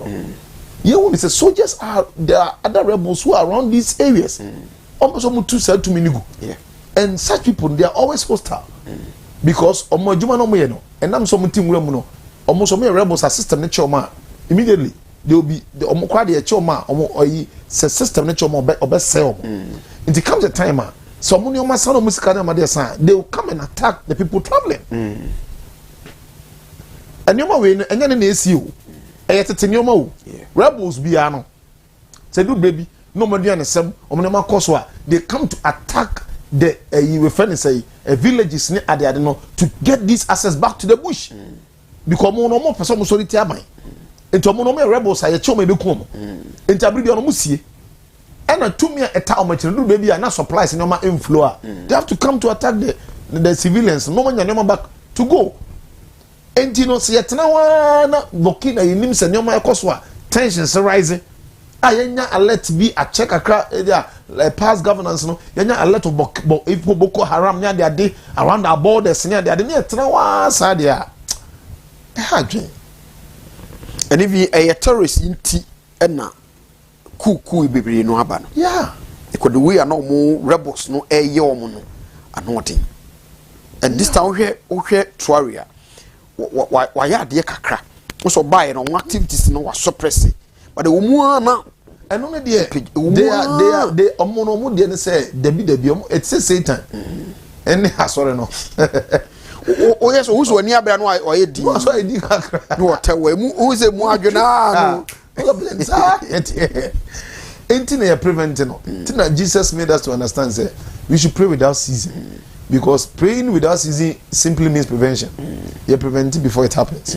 It must happen or say and temptation will come. Temptation, Satan will come automatically. He will come. And you moment say prevent it. And in Ghana you say and you will be say here and you be able to account or acquire before my koi and you will be say here. And the issues are AC now. One is about our children. Okay. They are the most vulnerable. And women. Yeah. And our travelers. Some of them say we are saying vulnerable. Strangers. Because they are going to be a stranger in somebody's land. Yeah. The Bible talks about these 3 people. And God is always not taking these some of me and say, when you go upon insecure protection or kasamfa or kasacha of mind, these are the people I say you come home. Because omana de bia no omo vulnerable enti yam mamu ni pe tu kwan ko ba bia ese ma bambo ni ani e wo ho no ye kese why is Russia telling us say yamana di boni na wi dia ene omo loss ne nkyere sa ti a che ne ha de omo ni problem but wonya ba fie ni wo be duru fie ni so amfa ne ma what be that why they are a son of his nation yet mean how can Russia betray itself no matter how much they sin on betray itself it only will stay or here there sound is any now say ye ma any enuanu ntu kwan kokoro bi so a oba na obi kura obi free o man for so bagana na ne ban boy kura no a Ghana ya ye bon ho ban na so chen ya you see mostly we neglect our people but so for yenhwe this area apart from the security so the AK say enka ebia intelligence timi boa ye music da bibia man no kra e konkwa no enye saver we shouldn't even allow so be corner in a area no more kofano the northern side of Burkina which also na sa rebusi wo na ke bia ye betumi advice say ebia for now there ebia this area no area they can use this passage area bia mbutima fa na yes ye match security tight ye security near tight on the other when you know no lazy and Burkina lazy na ye hu na emwa because you see travels no so ni business no yent me stop oh no way you can't no we can't no you say ye kai kra no say e ba o de yenhwe niam o mkofa bei tomatoes yeah jeni ni ade yes at first you know me say tomatoes no baby this akomadan baby it is a dema baby this asante achima gogo ene nkransa nom dia areas a omo yi tomatoes ejuma kese pa ene no ekofom ukọ akomadan a hu ne said first no na manu ko bi fi akra be se ko akomadan bi fi baby ekọ even bokokra nso na omo ye yesa ejuma na kese pa ne manu efa ne manu problem ne say tomatoes ne fi Burkina eban ehu eden ye che say ye de chemicals also ye de chemicals aha ye de no so de sisi a na epro so this adwa no a emane boka you see say it will have junction tomato boxer de bia ye buruka etu konyina ekobokina ene se yakohunu de yahuni. Is there any way out? Ban no betumi aye some initiatives betumi abo because ye kan akoma dan ne ho ahwanya unu ma de san discourage wo mo kese ne say market ene prices no tomatoes need to be bu na kuani ni kwa ehwe nanim kra na prokwa no boka na discourage no the treat me ye obre ho aye din no no de ne de na tima ye enu utumi nyeska inti bre bu ye na kuani no tomato ni na ebu aye fofofo no then na nice sanke ye. So you have factories, tomato factories ni now. Seke ye juma.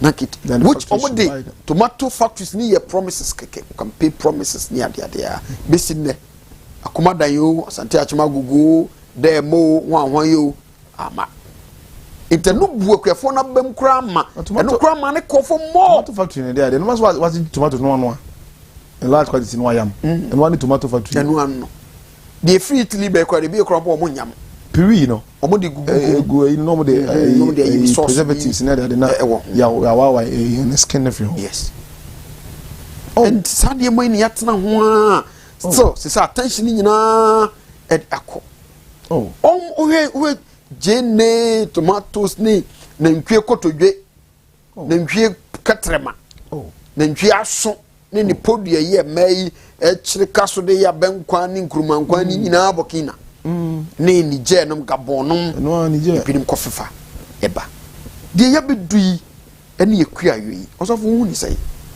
you see and they say they be a kan ho asem ha na yinim se man panyini o mutia na so montia but ewade mo na nipa bi a mo ye good no social media na ya mo forward ya mo share na messages ne kwache na ehete ya numbers bi a ema ne kwache ko do sankofo no say oh Facebook ne YouTube na that now yeah share please share ibini say you see the first harm I hear say on some person LGBT no abonsamfo mo man mu person mo di adwirim no om ko for education mo I didn't person ko for education mo why this is the question we should ask us. Okay, how are they taking it to the education level na the education level na agriculture for you nye dia LGBTQ ne be replace it so say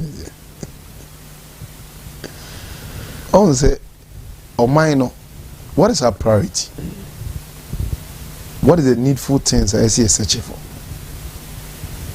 The basic needs of man say about honama for man and na of nyankopon they are entrusted to the governance no and these powers no so mo henanka emra na enya for manipa na nipa asase so tena enoma mungu kakra eno ne ade food clothes and a shelter the bedi etibeto e de ebehye.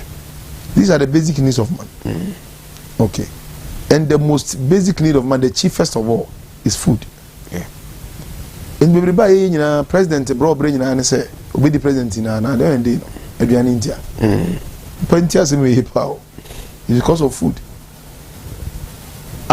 I don't person or 7 them person 7 them why no munya me nyina nko 7 man say yosum ga kanya be sum ya man adentina party no wow party no no adentina forms no moton a price no moton no 7.7 no be sum man o ton party forms amana ebo ya na se nipa no be 7 man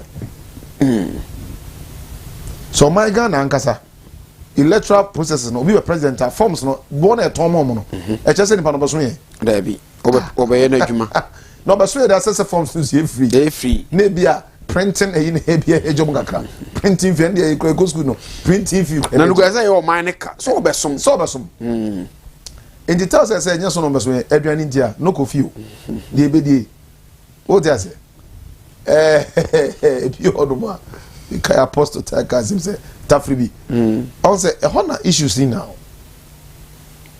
kakra better free enti no nipa hu no say sa ne oma we ni ne oma eye say ye ni kon kese enu ntina o mampanyini wo ho say aduane emu da ho manipa na de ebehye emuda o manipa na cement boyefo a ene fe ne se amanyo yeah ti asem we ye pese breaking no mama nipa bi asem pokra so ponzo o man bi you know o man na ekoso na say president no ya de pa o bu man ne pa ene ma me nsan pewe na be hu no aduane boofo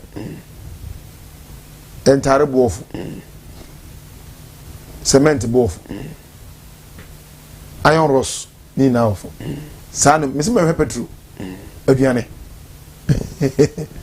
hwentare na afi hwe we fane say cement any iron rods ne tiles because ni na ya anwa on se nyankopon nyanse o me de anwa na cement tis anwa na yekutu na de chemical kakra bi egu tadi den se to cement sa boy to cement anwa na anwa trip na ekutu fom na yedugu kakase bi se on kwa na ye to ni na cement kakra ye egu box motor say mam nipa nyana gben se ne board in that air system no na maye ne sa okay it's not true obi ka your cement board is not true because that go take me cement e the bush ship mu e ba Ghana start turn fo chain the ye kra tu anwa hazard ye ti asem ni Dangote air cement to Nigeria o sa the bush ship mu e the fast ship mu be du Ghana ha abeyi ne Ghana airport e sa the ba be to man na the bo for chain Ghana cement no ha it tells you so mo boa a monopoly o man hijack system no you don't want to reduce it when people use cement board your boa I'm telling you by fact and this is true.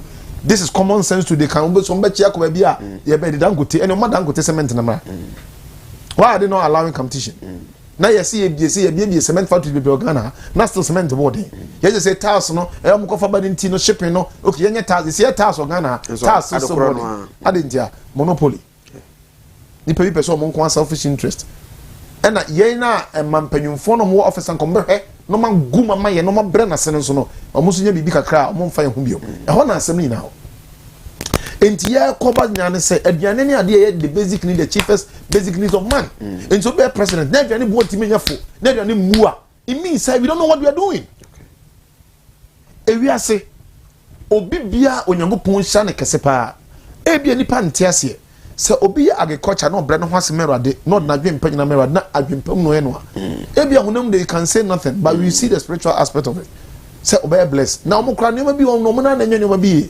agenda mindset na cause nyoma bi but we know say farming is a good business the most okwa America nyina it's a good business a family business a private say nipa ye mo a look at all the people that God worked with Abraham, Jacob, Isaac, David, they were all shepherds. Why? Because omo pese aduane dey e buma nipa. Because reign of cattle and all these things and aduane boyfo e ma bone so te. E ma bone so te automatically. So pese a police for so ya for ma food mu. You don't so be ma aduane aba. And there is a systematic agenda. Why is that there is a systematic agenda against the world? Say you share that aduane scarcity increases economics in China. Why do people create scarcity? Simple no. Aduane ne bebu kra na okay na entom mo fancy. Ne tom mo sia na ho ya den then we start to gain money. Na corruption and then yoma afi connection na the boni bebre ba. Why?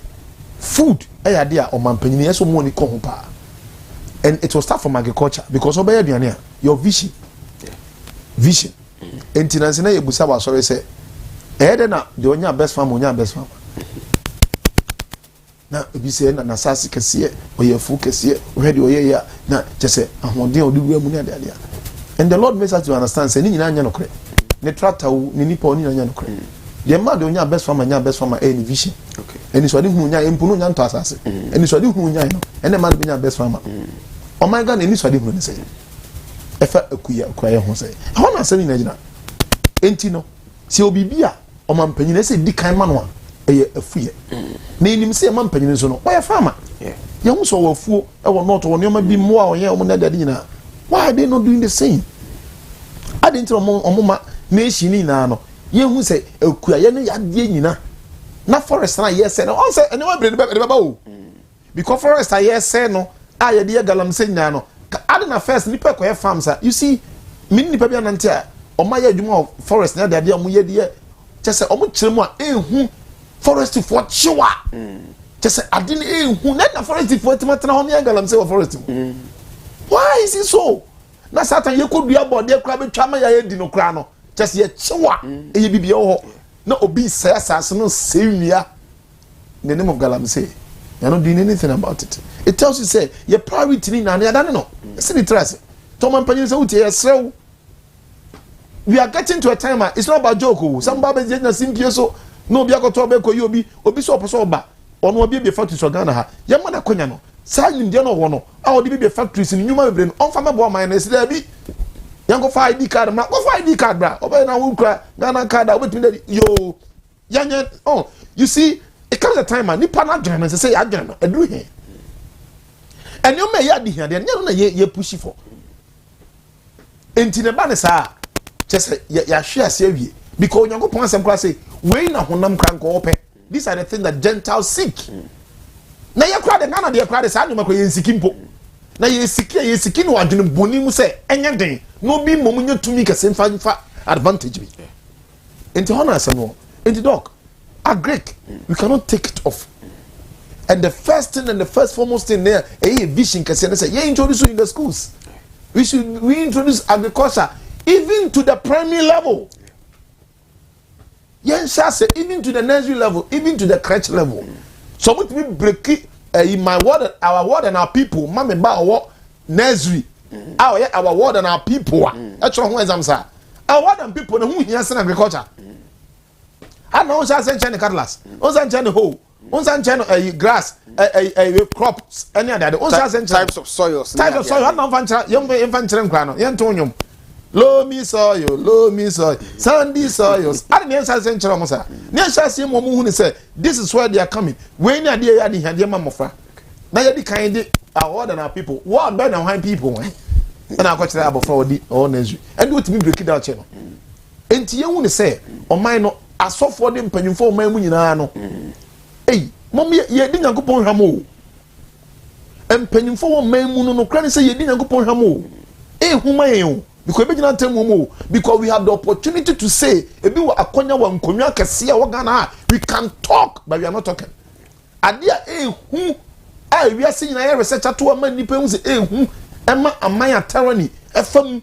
Bonica se ko so nyane say nipa mu ye din no omo so mu hu say omo mu di mo ni mpodu baby a quote and quote omo mu ye din ye hwe ha no ye temu so mu kro mu tiri mo tene se omo mpokro na omo di mo ne no ye wanya akoye betima kasa ho ye nkasa ho ade na ete o man mu na a Greek enye ye priority na ye priority even in a Greek no cash crops ye de be dey koko no woni abere koko ne be dey na koko ne beba ne abetu ibo ho mu mfo mu. You see, this thing, no. Me fan say bia na dana mo ye program it. It might be say okay, yeah, but it can be done. Yeah.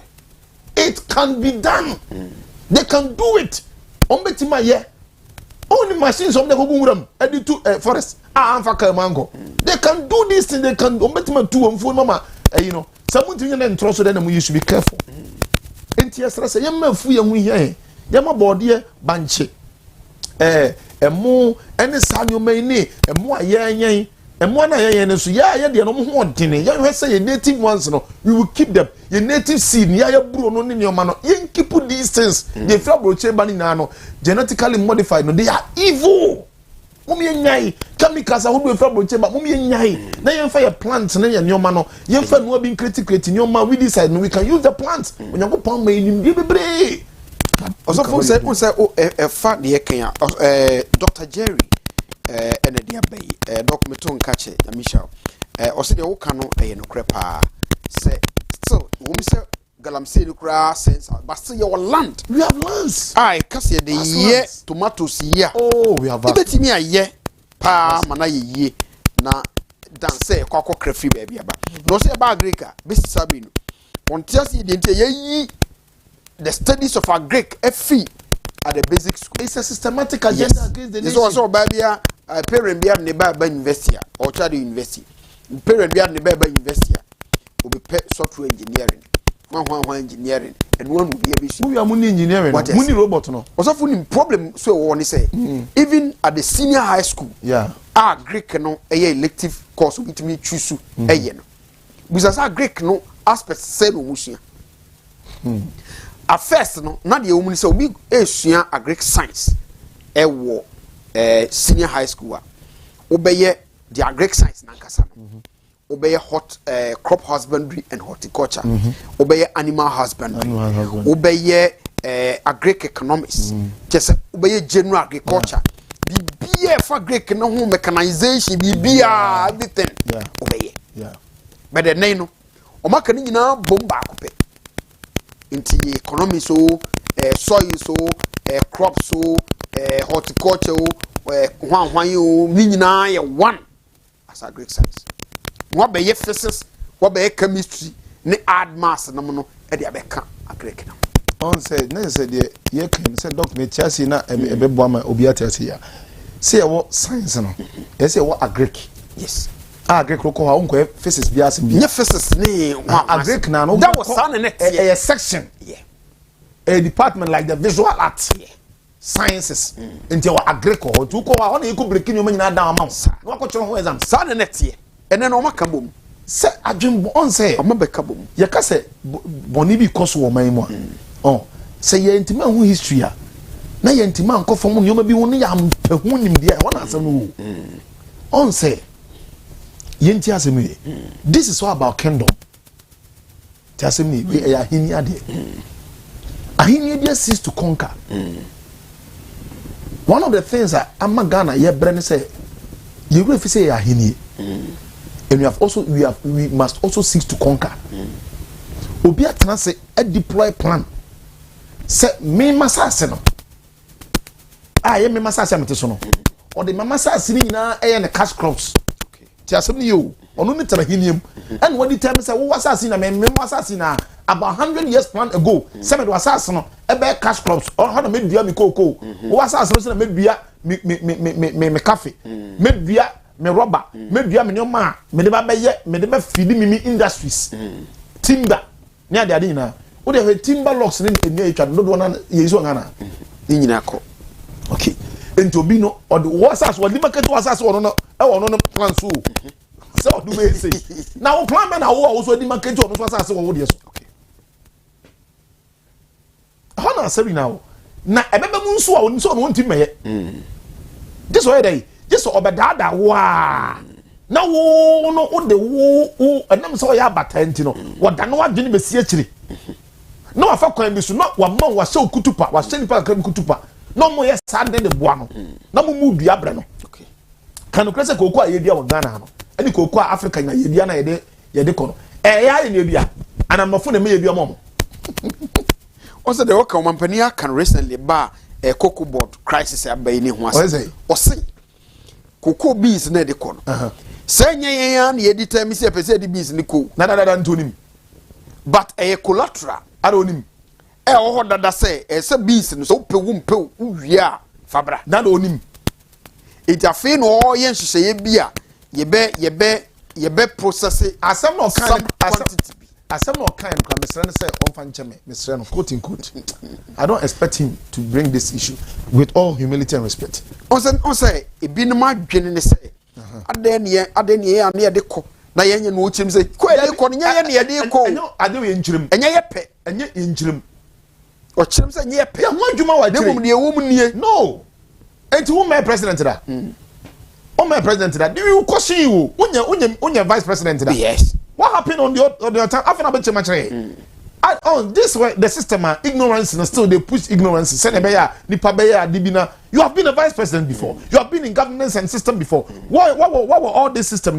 What be president to that? Often was a president. Often I try to say this is the issue. For crying out loud, this is not good. And it was yes, no. With all humility, this thing shouldn't come from you. You should be working on this before even you become a president. These things are Senipa. Ghana form tias and tia intimate tias. Hey, yaw. Hey, ya. It was of when a dear Jane Basso say. Hey, ya. Even near case so my biano, a diani busua. Yeah. Pressure people. The reason why America, United say up to date. Unya ukra kwensa, ukra 50 cent. Doc, you see, Ghana had 200 cedis notes. It's common. Yes. 100 cedis notes is common. Yeah. America, you don't see 100 cedis note. Benjamin Franklin, it is said that, and you come on, in the normal setup, you did $100. What's $100 so be wallet ma? What is can you? They deal with the ones, and the twos, and the five. just akoswa na 20 no enke to na mu di ne coins adentia because things are cheap uko Europe na this is the reason the coins near that to nuane adentia here krom ye mu coins nkwa immediately say tubu near jump ya ba 100 cities and 200 cities why should it be so? I said the 200 cities aduane ne editor. Look at this. Ni apa won say 200 cities edi cheka e the full car na da man meet no person sam 200 cities esenke ho ye din e kire how our economy no enkoyi enti wenu maya dwen e ba so se ba enuane a ebia there is an agenda which you have been there is an agenda which you have been advocating. There is an agenda. So there's an agenda. Nobody can run from it. Emma ye cry into me encourage say ekuafo be dua ye bunch ne ye board de ne ye mankani ne ye bunch ne bebuso eno no kra no apart from say ye di no say aduane no ye onema bebre tumi san de saa ne man nyina san ya bebre. So look at the cocoa no say arofo say ye gugu cocoa sisi at the business of cocoa achara obiasia you be shocked any day yenya you be shocked chocolate you be shocked. It's a whole business. If we are self and and se cocoa, you know, me yam fatu kakra kire. Se cocoa in product no, ye bia cocoa beans ni wia. Ne ho adwuma ye end product na hu sika nyina ebesi me fa ne say 100 million Ghana e bia de ye nya omu ye be 10 million. Aditina say basa. No, Boni no ndo ya factory ni bia so. De ebe ma factory na ya adwuma ye cocoa na nkasa no. Beans na efie ya na eko. Ono onua bi. Onua bi. Na ye wia. Na Aditina say basa. Wo ye factory twan ye. Because ye nyanya president here, the nation Ghana no is more necessary to him than his personal gains. Okay. Yes, sister Becky Jamfi edifa monokrom wasesofo monikasa. Nyame insha papa. Na ye nuaba Christopher from Sunyane and odia bay or so chepa na wa messy show you for some time. Na ose not every woman wants cheap things. Because a woman also go to the market and look for quality for money spent or with a little money at hand. Now say erade enshani kunupa say so for your funua obeko na internet ne ade kopem so obewo na wo wi 40 days obeko wo yi nyina ne kuka no. Wow. God bless him. Eno neko intimi kun de nyame enshani pa so no boa no e wo saa ade no am so na so chip ne de man bibiri unua man bibiri pe nya pae na nya pae na efo ko ade a na not every woman not every woman but most women yes so watch why o ze no ya na etwam market wa de ne free oba na me ya de ka o MIA bibiri 3 cities o ma frɛ ma no we de afo hedwom ne ya frɛ ma ne mu ade a enyo yesi memaduru eda ese ma dia sa na de na koyo na Mr. Said the Cape Coast as usual na ode aba o se yantia se Ghana no politician ne ton ye ache period ache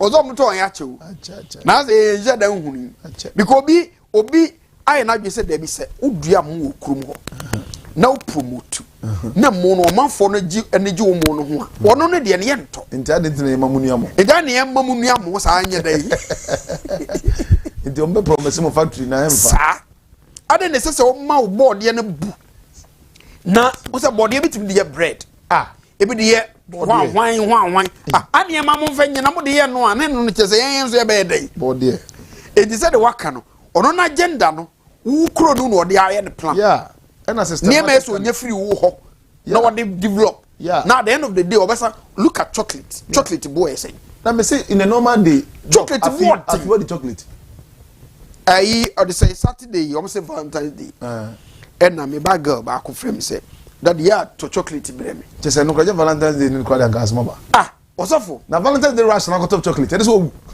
chocolate no ba ko a round sa 3 Hey, omede flower red bi atare so 50 cedis.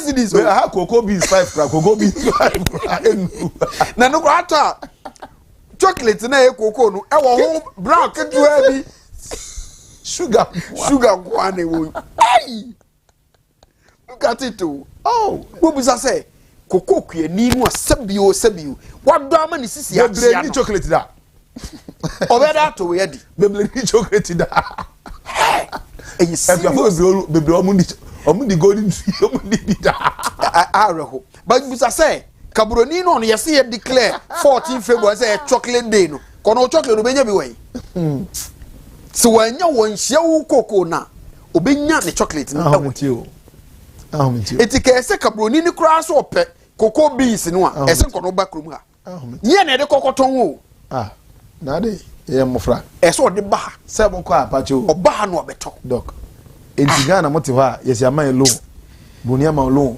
5 billion fa koye kwan amount grant 5 billion fa koye paper na ya da so no be kan kire debi enu bi na mahama ebi so no president bi so obon kan se collateral ono mo say loan na onu de ode jew boni be mo ska kwa onye Father Christmas onchiche ska what be that na this kind of no cha no nya no he no de acha wo ese ho adwuma ba. Okay, enti Dr. Jerry say so sad, say up to date.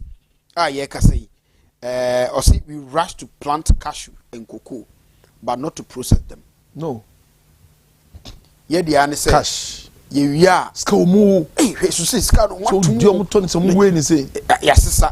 Na ye di ekọ. Sir. Na the say we ho kra ne say ye di ka kra giska na dia wi. Na ska na say di dara san na say funu.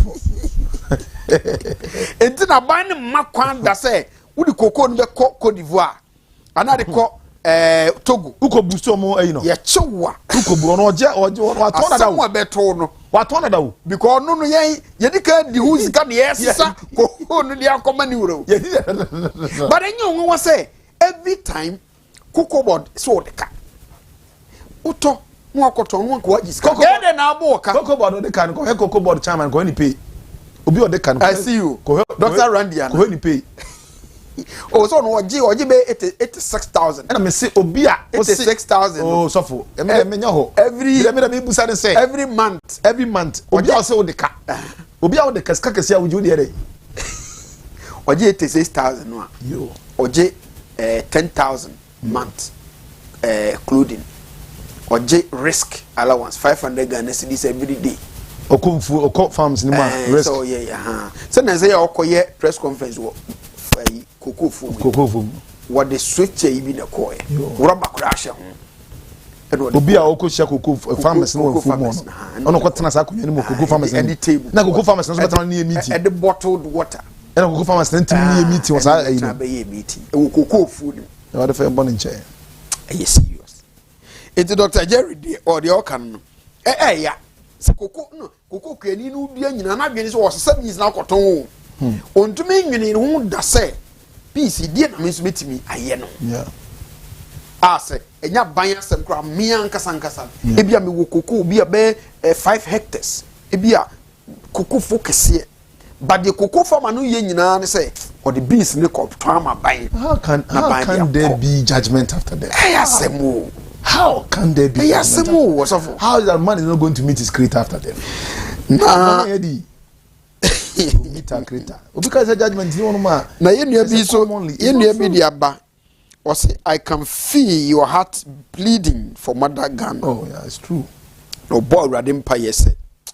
Erade emoyen. Pa no ma o mampani so sa akoma pa no bi. Amen. Na wontumi mfanse song man Ghana. Amen. Reset in there. Inti reset no enya paper so. I hope we hope so. Yes. We pray so. Emra na mon pa much.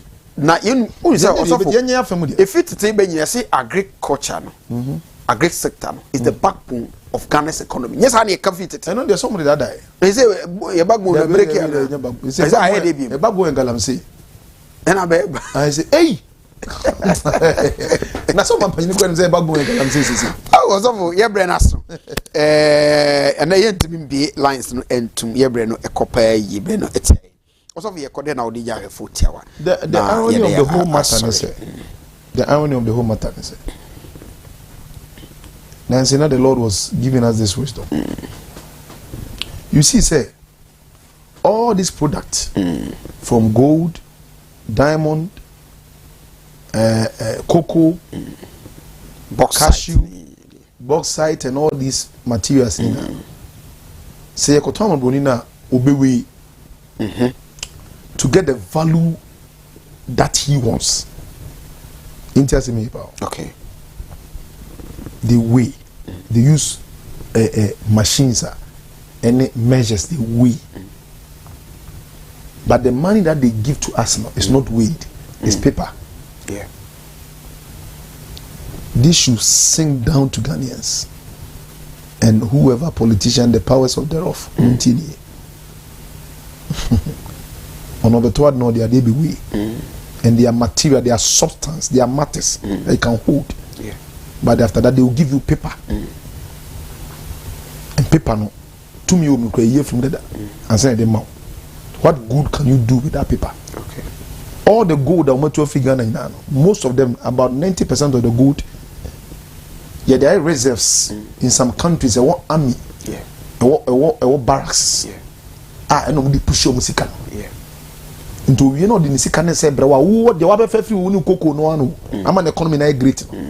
No, no be pana. And nam just sign money ko nti mo you do no. No dia saba. Ama wo so sika ni mo ye mre. To the keto bi paper keto bi ba. No da be we o nyoma pa no. Oh Lord God, Lord give us mercy. Lord have mercy. I hope people understand this. Yem mom paye, yem adwin mu now. Because we need more knowledge. Okay. All right. Also for Richie Nyamisha. Na unshra edaima ene Imaginia ene Jackson. On the boy chido man pay. Yebe some mediane amani kwat. Yes sorry. Na the apostle voice atwaso. Na ebono nanya kaise makosam. So for me Deborah and the presiding elder Sako de beba. Na omode makosam jumedi apro. Dakramo. Nyame yad mochina ebeba. Bye bye.